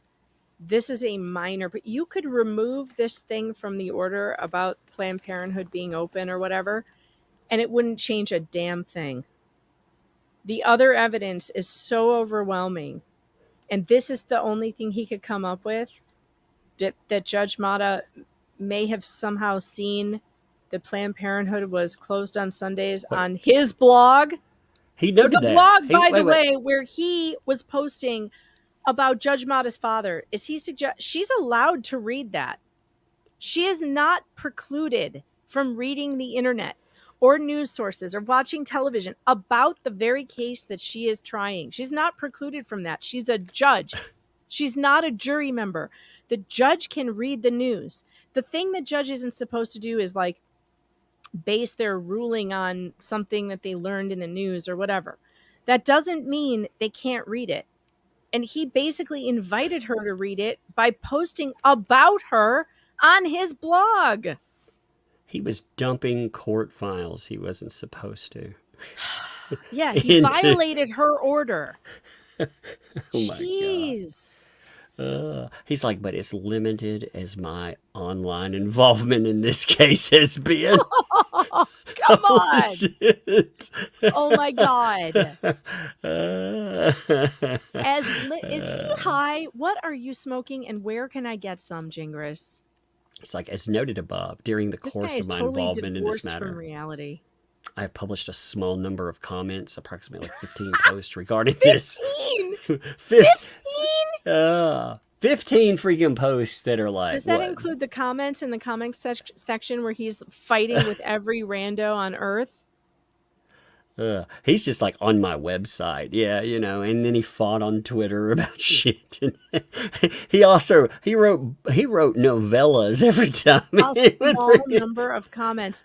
He wrote like 8,000 page small booklets. Yeah, and when you put them together, like 15 of those, you know, if we're talking lowest number, I would give him, again, if he wants to give us an exact word count, awesome. But 15, I'd say 4,000 words easily per post. That's a novel, man. He wrote a fucking novel on this. He is so understating his comments online, his online involvement. He is so full of bullshit. This is a tiny, insignificant fraction of the commentary published by Clayton and his followers. Well, guess what, Gingras, you dumbass? We're not lawyers in this case. You, the lawyer in this case, have done something unprecedented that lawyers do not do by commenting publicly on a case you are currently trying, by fighting with people online. We have literally never seen it happen, ever. I'm a journalist, you dumbass. It's my job to write about court cases. It's not your job to write about your court cases. Your job is to defend your clients. And that means shutting the fuck up in public. Oh, shit. He's saying, like, check this out. So he's saying, listen to what he's claiming here. So, first, throughout this case, and repeatedly at trial, Clayton's counsel, Greg Woodnick, vociferously complained to Judge Mata about the fact that I was making public statements about this case via my website and Twitter, and Mr. Woodnick specifically provided copies of articles I wrote and posted on gingrislaw.com about this case. I found Mr. Woodnick's complaint in this regard confusing because the information and comments I posted about this case were not improper in any way, and because Clayton and his supporters, including Mr. Woodnick, had also, check this out though, this is wild, had also posted public comments online about this case suggesting that Mr. Woodnick fully understood that I had a right to inform the public about Laura's side of the story. Based on what I know now, I believe that by pointing to comments on my website, Mr. Woodnick was not actually concerned about the contents of those posts. Bullshit. Instead, I believe he was suggesting or hinting that Judge Mata should go online and perform an ex parte review of my site. And I believe she actually did that. She has a right to do that. Yeah, but I mean, she has a right to look at his blog. It's not ex parte to read a blog. Like, as a judge, you're allowed to do that. Like, he's so full of crap. This he is just not said, correct. though, he just said that Woodnick provided copies of what he was, provided copies of articles, not copies of quotes or statement, copies of articles. So would she have to go on the website to actually read No, it? It would be part of she a wouldn't. filing. He It's just part of the admitted filing. that this shit is part of a filing. And Greg's motions complaining about certain things he wrote were absolutely 100% accurate and correct. And he was right to be concerned about it. And he absolutely was concerned about it. Clayton was concerned about it. This man was lying in print.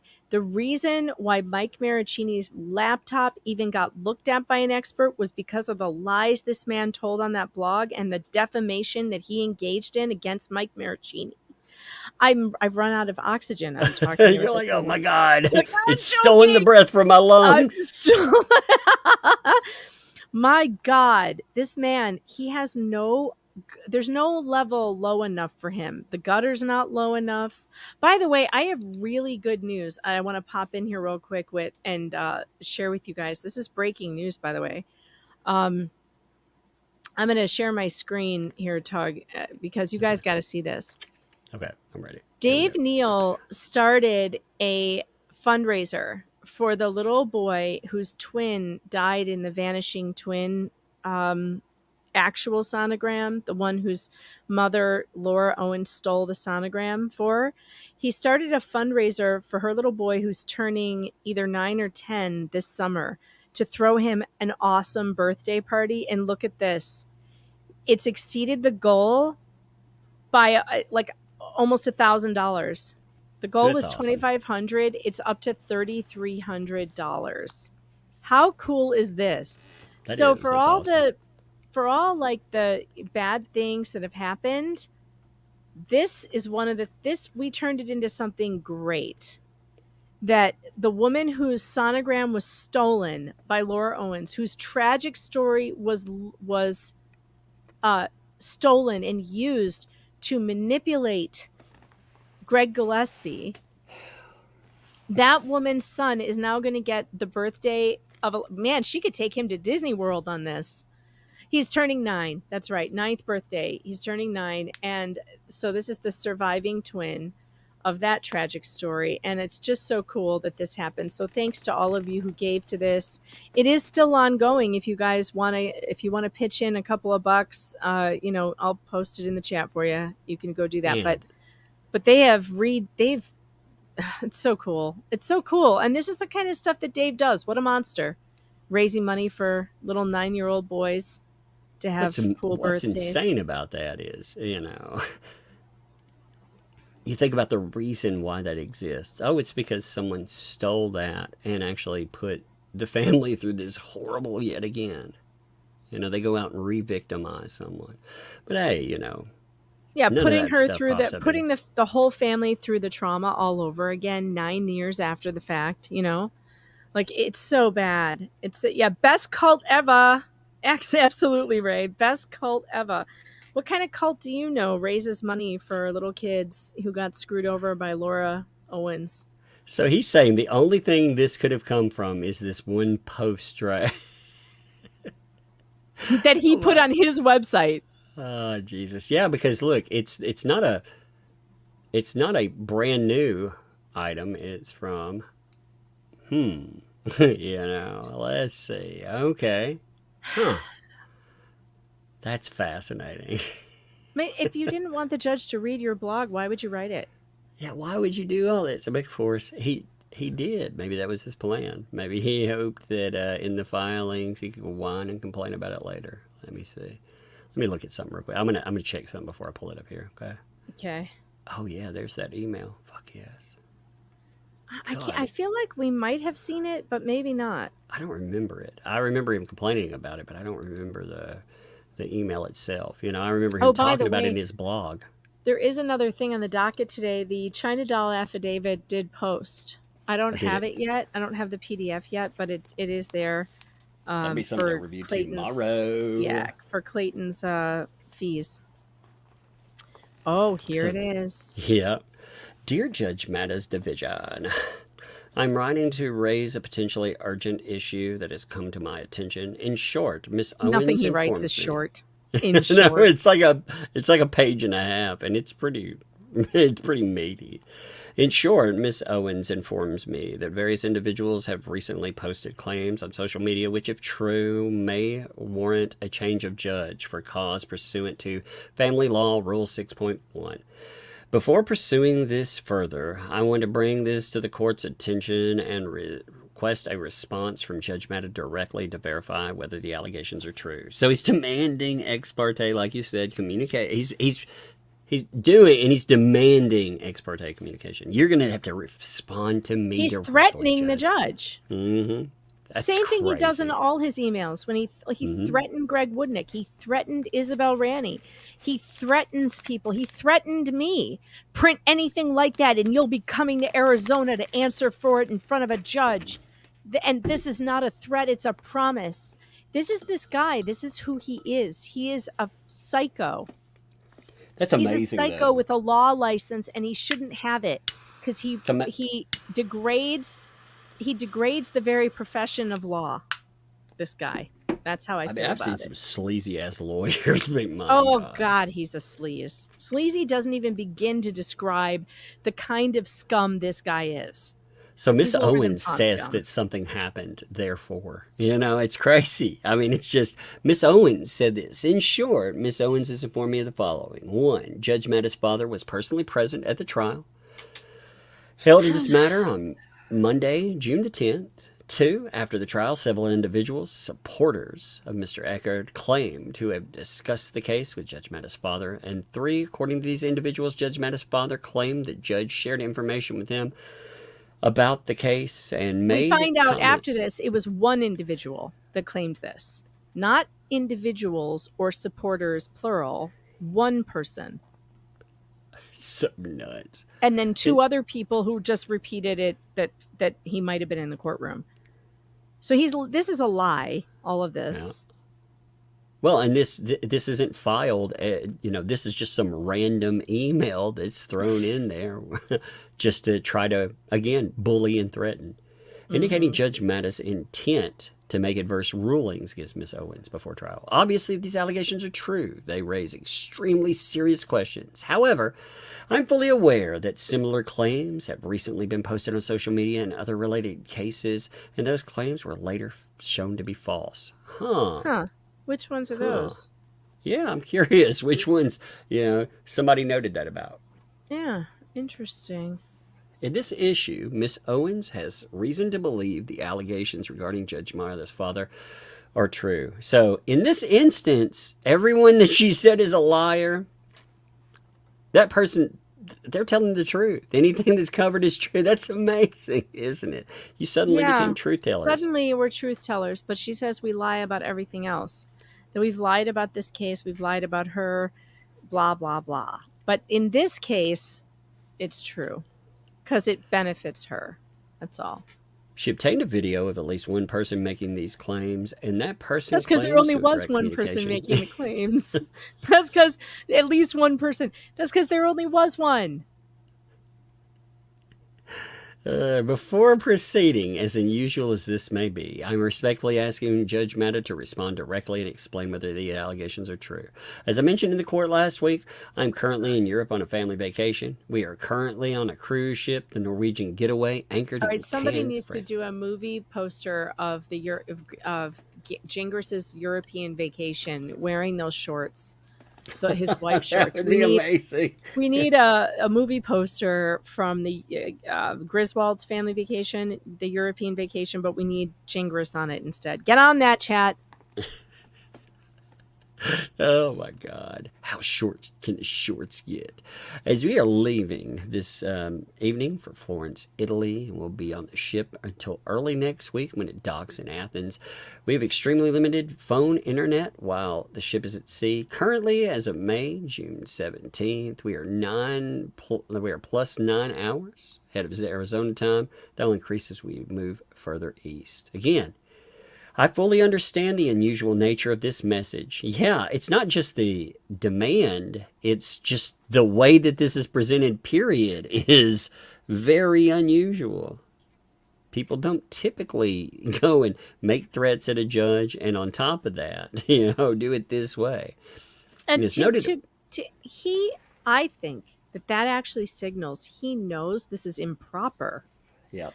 It's not just unusual, it's improper, it's ex parte, it's completely and totally wrong. And he knows that. It's so bizarre. It's so bizarre that he could engage in wrongdoing and be like, oh yeah, I'm going to include that in my filing. Way to go. As noted above, I understand the allegations may be entirely false. However, given the serious nature of this issue, Ms. Owens has asked me to move forward with an immediate notice change of judge for cause unless the court confirms the above allegations are false. I hope this will not be necessary, given the significant disruption this may cause, but I'm ethically obligated to take all appropriate steps to protect Ms. Owens' rights, and I intend to do so. For that reason, I respectfully request a response from the court to this issue raised above by 5 p.m. They put it on a deadline. Yeah. He gave her a deadline. I mean, here's the deadline. Jesus, you know? Like, she doesn't have any other cases she's working on. Nothing else to do but respond to this jackass. And they did respond. They were like, file a motion. Yeah. You know? For the purposes of clarity, the questions I'm propounding are as follows. 1, was Judge Maddo's father present, either in the court or an overflow room for the trial in this matter on that date? 2, Judge Maddo's father speak with Mr. Echard and any supporters, including any of the attorneys at any time? 3, did Judge Maddo share any information of any kind with father regarding this case prior to June 10th, 2024? And if so, what specific information was shared? Thank you. So I demand. They did respond, though. Let's see if the response. File something, sir. File a motion. Here it is. Good morning. To the extent that either party wishes to bring a matter to the court's attention, the court respectfully asks you to file the appropriate motion. So they told them, hey, if you're going to do this, file a motion. You know how this works. You're an attorney. The Yeah. court cannot move on its own. The court cannot respond to you in an email. You have to petition the court through a motion. Oh my God. And he knows this. And the thing is that he knew this was the response he was going to get. And he did this email so that he could say, well, she refused to respond to me, so obviously she's guilty. Oh, so many desperate moves by this man. Go down to his affidavit, though, because there is some really shitty stuff in the affidavit. It's coming up next, I believe. So is it D? I don't know. It's his, let's see. Yeah, it's this. We can skip this part because this is all just history of the case. History of the case. Findings of fact. At trial. Wait, go back up. Yeah, no, keep going. That's Here. still facts. Okay. Still facts of the case that we all know. Good God. Yeah, thank God we don't have to read any of this. Keep going. We're now at RavGen. This is just the Good history of the God. case. There's like 7 years of this. Med Fourscore. That's 7 med you. years. 7 years ago. I mean, there's a lot of pages. There's Samantha Deans. Okay. Respondent. This is like a retelling Yeah. of the trial. Okay, right. Wait. In this There's order of case. protection. Nope. Keep going. Shoot, maybe this isn't the affidavit because he puts words in the judge's mouth that are so offensive in his affidavit. I'll find it. Oh, I got a Find kid it, here. Megan. I'll be right back. Okay. I'm going to hit a few super chats while we're waiting. Yeah, let's hit them real quick. Bessie Knox, thank you. Welcome. Thank you for the membership. Welcome to Tugs Thugs. Wendy, thanks for the 4 months. Hello, everyone. We sure missed the Pond Scum Posse being on live stream. Indeed. I'm glad to have it back there, for sure. Fallenera, thanks for the 19 months. Hello to Doug and Megan. Hello, return, my friend. How you doing? Can't see. Thanks for the 10 there. Love y'all. I've got to put the kids to bed much later. Damn it. Well, it's there for sure. Thank you. Unhung Hero? Oh, I'll save that one. I'll ask her about her hair. That's how we'll know. That's how we know she's extreme right. Mary, thanks for the buck super chats. No statement, plain statement and backing. Thank you. Appreciate you. Bessie, thanks for the 31 months. You ask Elaine about her time with the internet, and she won't shut the fuck up about muffins. That's true. Hey, poor guy. I feel for him. Yeah, indeed. I feel for God. Clayton Echard's just a mess there. Mary, thanks for the 5. Hey, for the happy there. You too cover all my thoughts and feelings, no matter the discussion. Gratefully yours. Hey, thank you, Mary. Appreciate you. Cunning linguist, thanks for 2. Gingras is a dinosaur. A Magosaurus. Gingras is a Magosaurus. Hey, by the way, A here's a question. Magosaurus. A Yeah, here's your- Magosaurus. Oh my God. Here's your question about your ultra right wing. I think on the driver's license photo, it was parted to the right. That's Oh funny. my Now, these God. days, I go for the middle part. I am more of a centrist these days. That's true. Jeff, Legal Vices is in the chat. He says, why is there so much going on? I can't stay on top of anything. Tell me about it. It always all hits the fan at the same time. I know. I wanted to talk about the Karen Reed stuff, but man, I don't feel like we're going to talk We're not because there's gonna so get much to it. shit in this. All right, I found we'll do it. it tomorrow. It's on page 12, by the way. okay. It's so Okay, maybe okay. it's not his affidavit. Maybe it's just in his It's thing, just a but filing. we just Okay. missed it. Yeah, we were just rolling through some Go of to it. page 12 Okay. let me and pull start this up. with line 16. Okay. Line 16 here, right? It is difficult. Actually, no. Go to line 20. Just read the first sentence of line 16 and then jump to 26. Okay, all right. It is difficult to imagine a more disrespectful, disreputable, and disgraceful act for any judge to commit than inviting her father to attend a high-profile trial Really? in support of a party.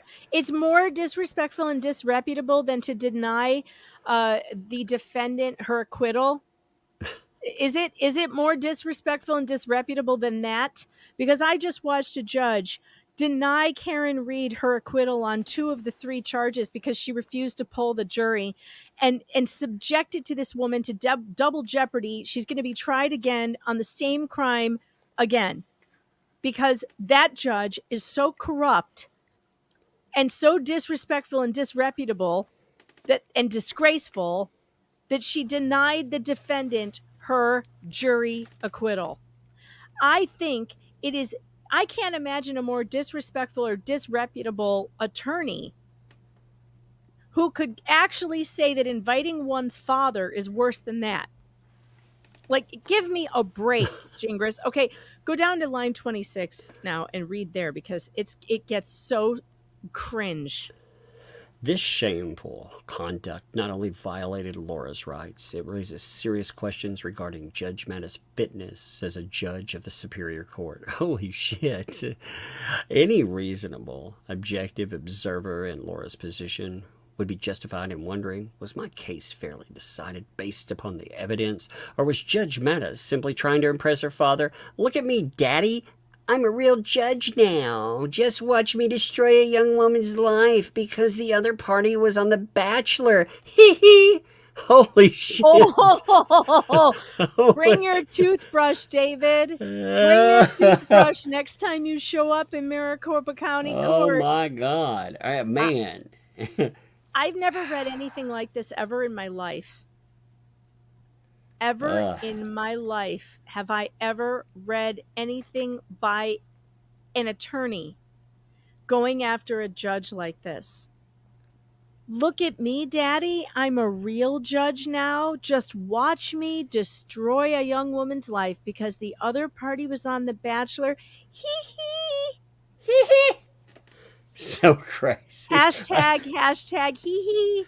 Hashtag welcome to a bar complaint. Oh my God.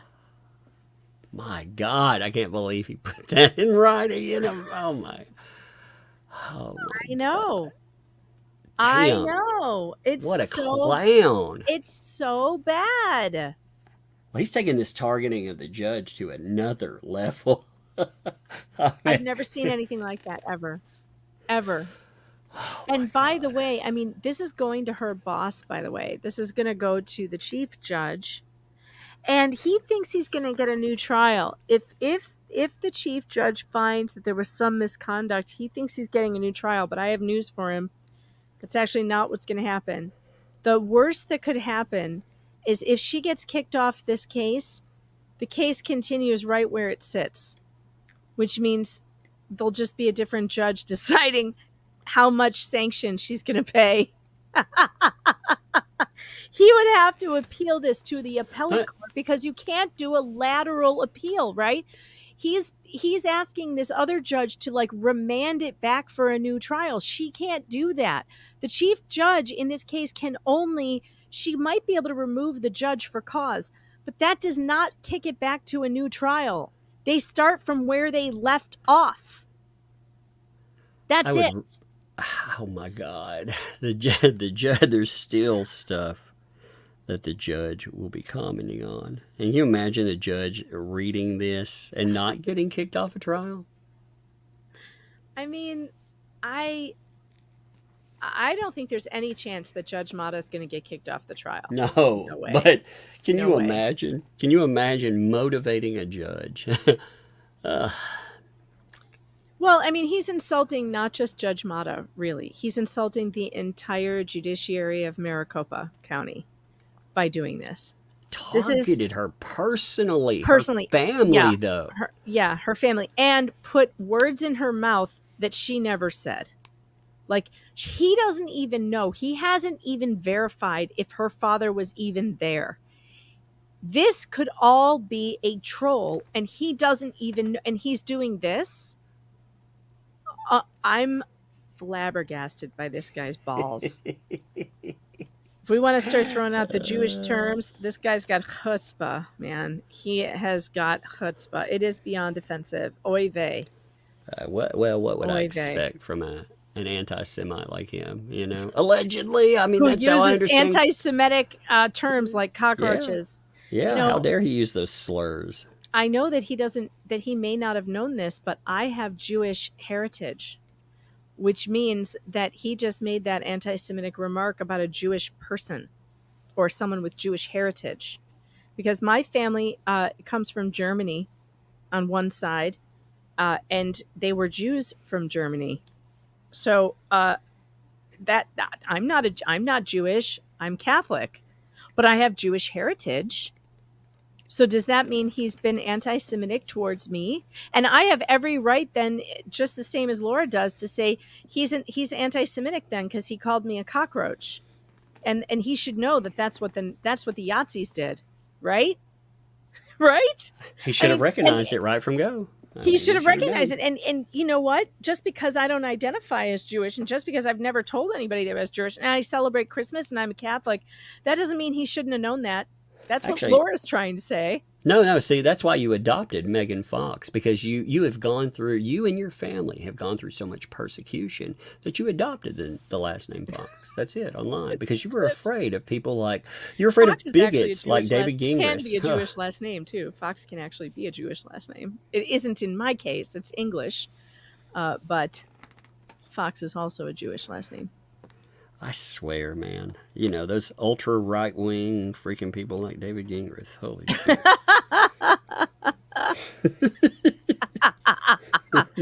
He's an extreme right-winger who hates Jews, clearly. He hates the Jews. I know. And, We're just playing by the same commentary that they adopted for the media. Roland Arthur says David Gingras is a rabid anti-Semite and a staunch National Socialist. Well, it sounds like it. He uses terms like cockroach. Debbie says it used to be Foxstein. Foxstein, that's what it was. I knew it. I knew it. Man, I didn't know you were just trying to protect you and your family from folks like him. Monster. Just bigot. trying to protect myself from the anti-Semites like him. I can't believe he wrote this. I can't believe he wrote it either. Like I've said about, many cases, you don't want to motivate people to. They're people too, and it's already been pushed over to a DA to eyeball this. Yeah, motivate people. Motivate them to go after you and your client. That's smart. We should comment on that as well. So if he's trying to get this judge, thrown off this case and to say that she did some kind of misconduct, it's not going to have any, even if he gets it, which I don't think he will, But let's say that he does, and she is replaced by another judge. Her referral of Laura to the county attorney there will be no reversal of that, because it's not an order to the county attorney. It's just a suggestion, like, hey, you might want to look at this. And the county attorney has every right to either investigate it or not investigate it, and charge or not charge. And it's always up to the county attorney. And all the county attorney needs is to know that this thing exists. And once she knows it exists, it is out of everybody's hands, and it's only in hers. Oh my God, So, David! You know? Hey, wait! Did He you can't hear? stop it. Yeah, but what I heard, see, David, I actually heard that the county attorney's father was at the trial. No, I'm just playing. Yes. He'd be like, he'll file a motion and talk about them, you know. Look The at county me. attorney's sad. Yeah, he'd be like, file a motion attacking them. Oh shit! Be like, that's what I heard from that umbrella guy. Oh, Oh my God! crazy. If that ends up in a filing, I'm gonna fucking die. I'll probably laugh myself to death. You'll probably be like, here lies that umbrella guy. He was murdered. He was murdered by laughter. Jingris did it. Yeah, for sure. For sure. I do miss his blog post, though. I have to say, like, every time something comes up here, like I said, he is nasty and horrible, but he's still my favorite lawyer, because you know what? He says everybody's pursuing. You know, he is so bad that sometimes I'm like, is he actually working for Woodnick? You know, I mean, He is holy really God. bad.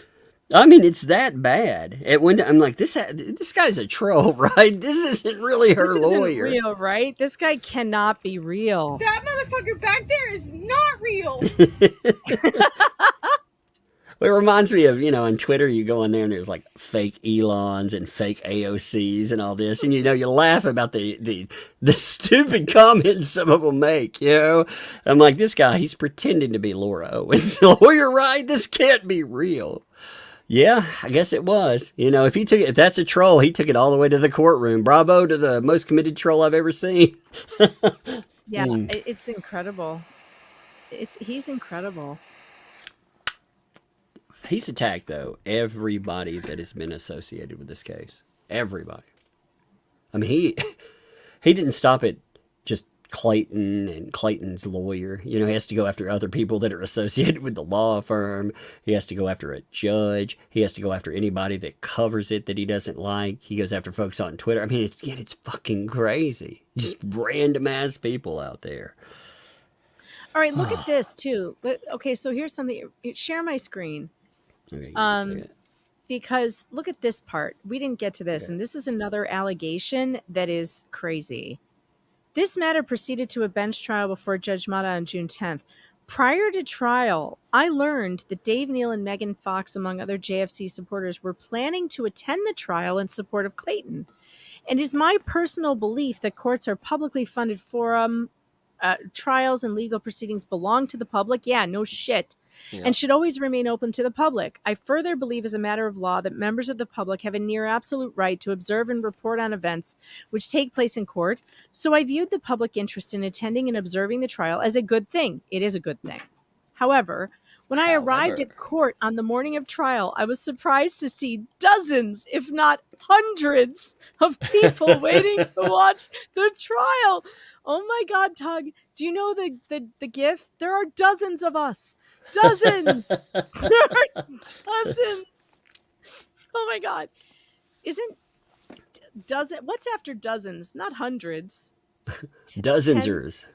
Dozen. There's dozens and dozensers. And I don't know why that makes him say, however. Wouldn't you be happier to see the more people, the better?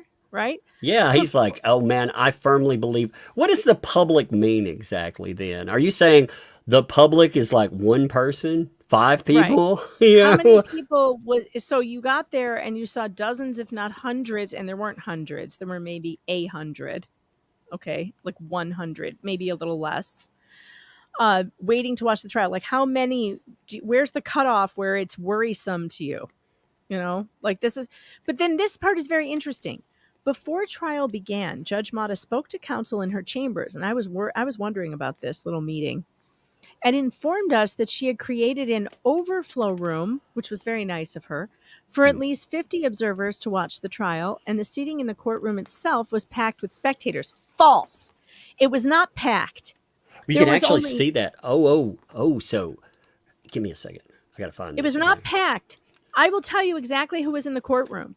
They only allowed 30 people total, including the judge, the lawyers, the litigants, the court reporter, the court staff, the officers in the court, and then the people observing were only the family of the litigants, the witnesses and their wives, and media. That's it. The only person who was in there that wasn't any of those categories was my sister Stephanie, and she made it in because she made friends with the sergeant, and he went looking for her and brought her in as the last person to get a seat, even though she was first in line. So it was actually her turn. But I mean, he went looking for her because he remembered there was an attorney who wanted to view it, Okay. and he had spoken to her. So check this out. I'm going to share something real quick. And then we'll But go this back is to not true that there was a large crowd of spectators look, and look, the look. courtroom was packed. In fact, there were benches open on the right side of the courtroom behind Laura. There were 2 benches that were completely empty, and they refused to put people there. They told me it was a fire code problem and they couldn't have more people. Oh yeah, You can't- Teresa, that's right. There were 4 of you of JFC on the right side. See, That's you can right. count. Okay, look, you can count, including police. Yeah. You know, By I mean, the you way, can there actually were see only- in camera. On Like, that check it side, out.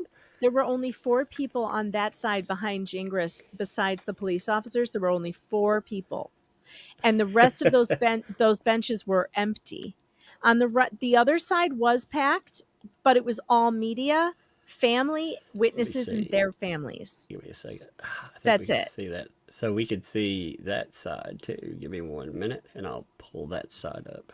You know, we can actually see it from the court footage. So this is his idea of just jam-packed. Here's media. You know, you can see like media set up and everything this else. is the guy in the blue shirt. That's Clayton's dad. The woman in the red shirt next to him, that's his mom. Next to blue shirt is my photographer, Alexandra. Sitting right behind Alexandra in the light blue is Stephanie, my sister. I'm sitting to her right, off camera. You can't see me. Next to Stephanie is Greg Gillespie, his wife next to him, Mike Maricini, his wife next to him. And then in the right corner, you have all media. That's Lauren, her camera guy, Scott from Scottsdale, and I can't remember who was sitting And right you can see in the between. space in here too, because I mean, you know, you've got again people that are supposed to be Black witnesses shirt there. is Clayton's brother. That's Clayton's So you've brother got right family, yeah. So you've got family. You've got again media. You've got witnesses and family That's it. and media. That's it. That's it. Like that. And then there were 4 people on the other side that were JFC. 4 people. And they put 4, they didn't fill any of the seats around those 4 people at all. So the idea, so here he says that the courtroom itself was packed with spectators. No, there were literally 5 spectators, and everybody else was media, court officials, or lawyers or litigants. That's it. There were 5 spectators. That is not packed with spectators. So I found that interesting. And then here, listen to what he says here about the judge. I found Judge Mata's comments about the crowd surprising because prior to the morning of the trial, there was nothing filed in this matter aside from a small number of media requests for filming that would suggest such a large crowd was likely to attend. Based on this, it appeared Judge Mata gained some personal knowledge regarding the likely crowd size that was not obtained from nor shared with parties or counsel. This is ridiculous. First of all, they did not just have a small number of media requests for filming. They had every single request that went in, the judge had to review and okay. So she was getting request after request after request from all different kinds of media outlets.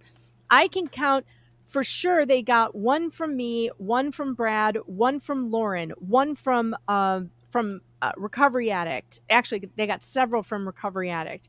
They got one from the local Phoenix news station, right?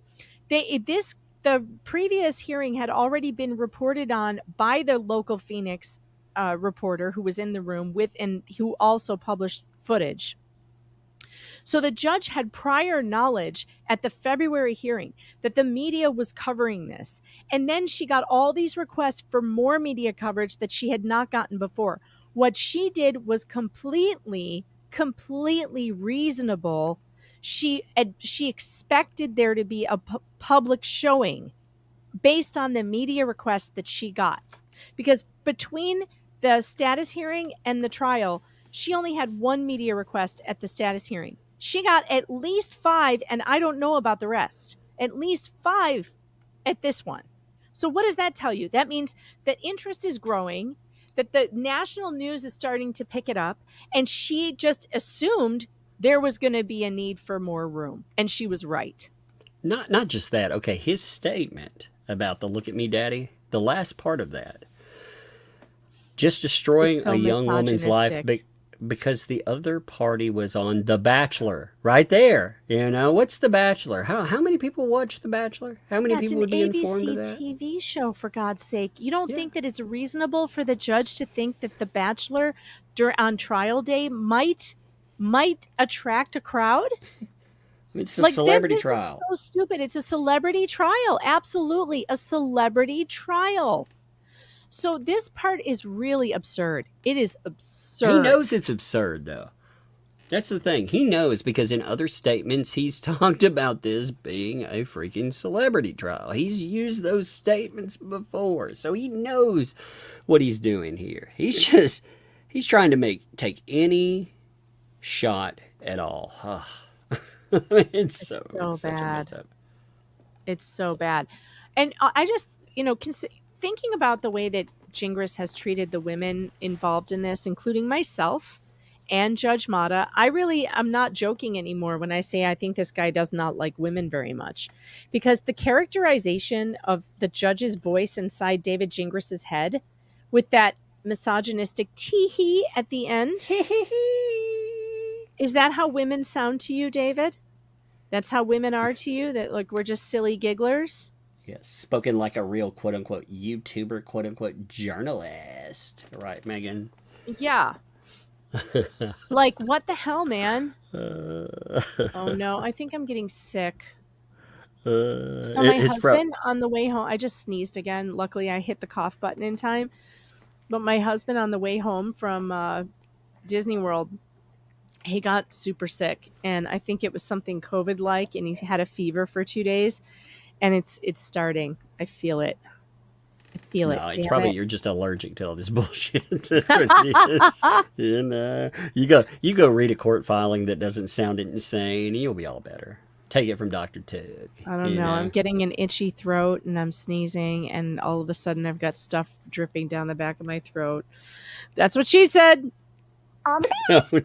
Oh no, that did really sound like a description of this court case. This will get awkward. What? Gross. And all of a sudden there was something dripping down my throat. Wait, what? I'm protecting my tonsils. They're wearing condoms. Don't worry, my tonsils will not get pregnant. I'm like, yep, that's why, I understand why now the doctors removed my tonsils when I was younger. Because they did not want, they were like, you're born with those, you still might get pregnant. By the way, I've decided, somebody asked me about my triplets, and I was thinking about it. You've heard of the new virgins, right? I'm going to re-experience my first trimester. Virginized. Yeah, I'm re-pregnant, so I'm just going to re-experience it. It's going to be awesome. Wonderful. Yeah, they're going to come out potty trained. It's going to be awesome. I mean, C-section for sure, though, because I ain't passing that. But when they come out, yep, they're going to know manners and everything else. They'll know how to speak. We're going to have little Rhodes Scholars come out. Did you say throat scholars? Throat Scholars. They're going to be medical experts. Oh my God. I'm going to read some super chats. That's so All right. messed up. I think I'm going to go because I need to I've go got- take medicine and lay down. All right. Yes, we were planning, by the way, tomorrow. We were going to pick up like we unless normally I'm do. very, very sick, we will Yep. do Tuesdays with Tug tomorrow night. Yep. But We're going to pick up the our good normal news is flow. I get to keep the camera off, and so there's less stress. So maybe even if I'm sick, I can still do it. And I got will... my camera on. Look at me. I'm beautiful. My little pond buddy, my little pond scum buddy with the little. I love your little umbrella. It's like the size of a drink umbrella. It's so great how it's providing shade to just your one eye. It's like, I've already lost one, holy crap, I've only got one eye. Oh, that's beautiful. Those are the best. All right, guys, take care. It was good to see you. Good to be back in the saddle, and I'll talk to you again tomorrow. All right, later. That was fun, actually. It's fun. It's fun to be back. All right. I thought this was funny. She actually hit this in there too. Rear Ride, thanks to anagram from Megan Fox Home. She's like, I'm taller than that. What are you talking about? Also, Melinda, thank you for that super sticker too. I saw it roll through. Thank you. See that? Thank you. Stick Pre Paint, thanks for the 10 there. Even though I hate Canva, I just went into it and put a glow around something.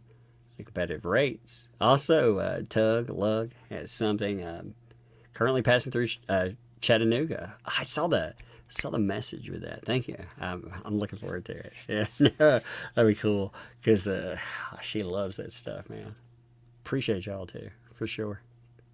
Thank you. Wendy, thanks for the vibe there. Yeah, she was terrified. That's why she was smirking at Mike.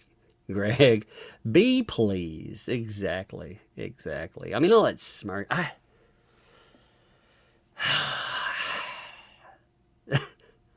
And I hate this because protective orders are given for a reason.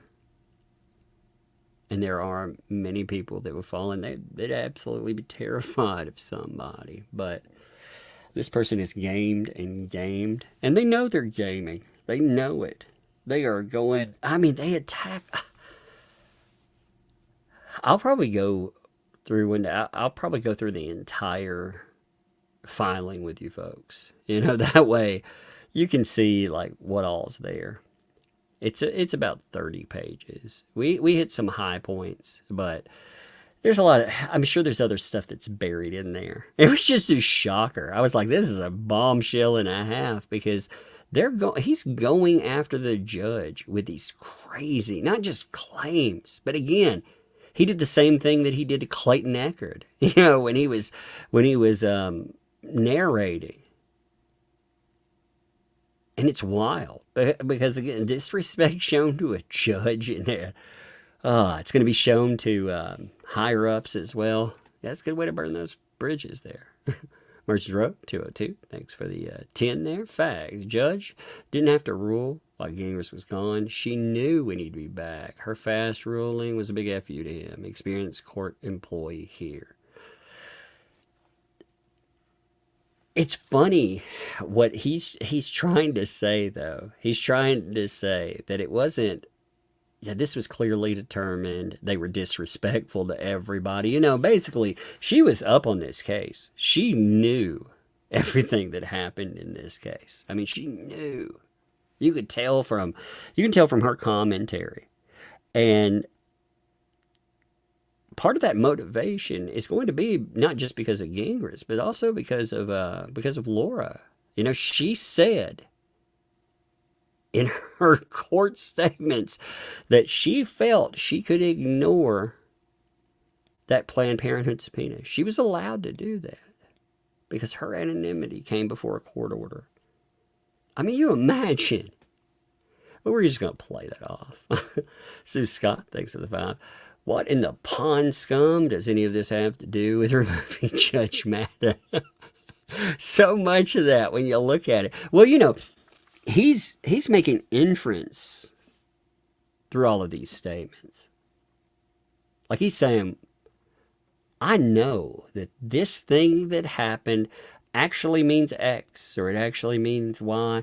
I mean, look there, that's crazy. It's wild to see. Emma, thanks for the 5 there. Did Dingus get his degree from a cereal box? That's an insult to cereal and box. He's never touched it. Never mind. I'm not going to make that joke I was going to make. How is it that I know much more about the law than he does? He's such a child when he doesn't get his way. And that's the thing. Like, he throws tantrums when he doesn't get his way. That's the amazing thing to me. He's absolutely throwing tantrums. Heather, thanks for the 5 there. I can't wait for the mugshot that sends him to Club Fed. As disgrace he is, what a loser. If he gets a mugshot, I'm definitely going to, I'm going to cartoon it, and I'm going to turn it into a shirt. We're going to be hanging out together. I'm going to have that picture of me in Twitter jail. I'm going to put him in it. Becky, thanks for the 5. You guys are so good together. I love listening. I'm glad you found each other during this shit show. Indeed, you know, it's funny. I've known a lot of people that Megan has streamed with before, but yeah, through the case here, it was like, you know, we've never actually sat down and streamed. I think it'd be a lot of fun, you know. So we were talking about that and coordinating. Yeah, it was a lot of fun. You know, that the two humor types. It actually brings out different types. Like for myself, my humor is a lot drier. Like when Megan's around, I'm so like, I don't give a fuck. I'll say whatever I want. Megan, she's so funny, man. Merchant Road, thanks, 202, thanks for the 5. Fact, court clerks, deputies, court reporters are all free to tell the judge about media coverage of cases. Happens all the time, totally legal. Indeed, you know. Well, and again, he said in his court filing, if you read that, what he was saying was he came up with this conspiracy. Actually, Woodnick, he didn't add in all this stuff that Gingras was talking about because it was so insane, or that he was leaking items, or that he was taking aim at Mike Maricini or Greg Gillespie. You know, one of the reasons stuff got filed there, for example, was to say, hey, these people are pertinent in this case, not just because of their background with Laura, but because this lawyer is bringing them up over and over again. He's bringing them into the case. He's done that again and again. And he's commented on this or that. Check this out, Judge. You end up with all of that in there. And he's like, oh, well, there was a comment in that stuff that said this. Huh, weird how that worked out. Good job, Gingras. So basically, he's telling us that he introduced this. He made that a public statement. He made that something that would be referred to in court. And then he's like, actually, it's the judge's fault. It's Woodnick's fault. It's amazing. He points the finger at everyone else but him, even though he made this stuff happen. I love it. What's up, Jane Jones? Thanks for the month there. Proud member of the Pond Scum Posse. I knew Quiet from Douche Canoe was too good to be true. Yeah, you knew sooner or later he was going to blow his top. He can't help it. He can't, like, looking at his statements about himself, he has a very high opinion of himself. Very high opinion. And he cannot stand something to not go his way. I mean, over the smallest issues, he would just flip out. It was amazing to watch. I've enjoyed it. I've enjoyed watching him. Oh, good stuff. Debbie, thanks for the 2 there. No statement, but plenty of statement. Thank you. Appreciate you. Mazza, thanks for the 2 there. I always wondered why her vocal fry was so bad. I don't know, man. I don't know. Like, I noticed there's a lot of apparently I made some people mad the other day when I was like, yeah, like when I think California stereotype, I think that type of vocal fry. You know, it's a stereotype. It's a Starbucks, I don't know, West Coast. People are like, hey, we don't sound like that. I'm not saying all of you do. I'm saying that that's a stereotype. And it's like some people have to adopt that stereotype. It's so strange. It is. It's so strange. And Heather, thanks for the 5 there. Parole of YouTube jail. I have advice. Oh, man, you're a parolee of the YouTube jail, man. Been there before myself. It's a terrible place. So you got to watch out. Got to be careful up in there. Let's see. All right, I'm going to call it a day here. I think this has been a good live stream. Tomorrow, we will pick up with Megan Fox. We'll have a little bit of fun over there. Again, we'll get back in the flow. Tuesdays with Tug, all of that good stuff. I think I'm going to take some days off, too. So maybe we'll have some just live streams. Like, I'm not talking about days off from YouTube. I'm talking about taking some days off and being around. So, we may cover a lot of crazy stuff. Who knows? But anyway, I'm going to end with a song tonight just because I'm in the mood for it. So, appreciate you folks, by the way. Let's go for it. Stomping the floppy shoes so hard, it'll lead to class delirious. You praying to stop so much, it's like you're having a religious experience. Despite all of your denials, I know that you know me and your crew. Ask your girl the last time she phoned me. Allegedly, just admit that even now you sing along. And even after I wreck you, you gotta bump my song. You should copyright loser because the dictionary cloned you. Crushed so hard, now my cleats own you. It's that umbrella guy clutching the verbal hammer, locking you down in this inescapable syllable slammer. You wanna step up and try to oppose me? Yeah, you should ask anyone that really knows me. I'll take your blame, your girl, your dog, and move in your home, only to get out the verbal flamethrower and consume your plastic gnomes. You drip, you whip, you ride, your bride consumed by this mic hitter, just to drop them on the market to the highest bidder. It's that umbrella guy live from the hat rack, with elbows that hit so hard you'll think it's a nuclear impact. I mean respecting you, please, that's a word you'll never earn. Yet another lesson you clowns have never learned. Along with standing tall and pride and repping values that you feel, and not fake morals you found inside your happy meal. I listen to you with your speak and spell education, wondering if your parents bred with their relations. Wearing your big red nose and still thinking that you're a star, while you're forced to bump that umbrella guy inside your clown car. Yeah, it's that umbrella guy broadcasting live to the masses. Timing out full, sorry we ran out of free passes. We gotta go further and not just expose you. Listen and believe royalty, we gotta depose you. Getting masked up because this flow is criminal. Dropping hammers so hard, they're subliminal. Unconsciously you want me to own you as the parasol pope.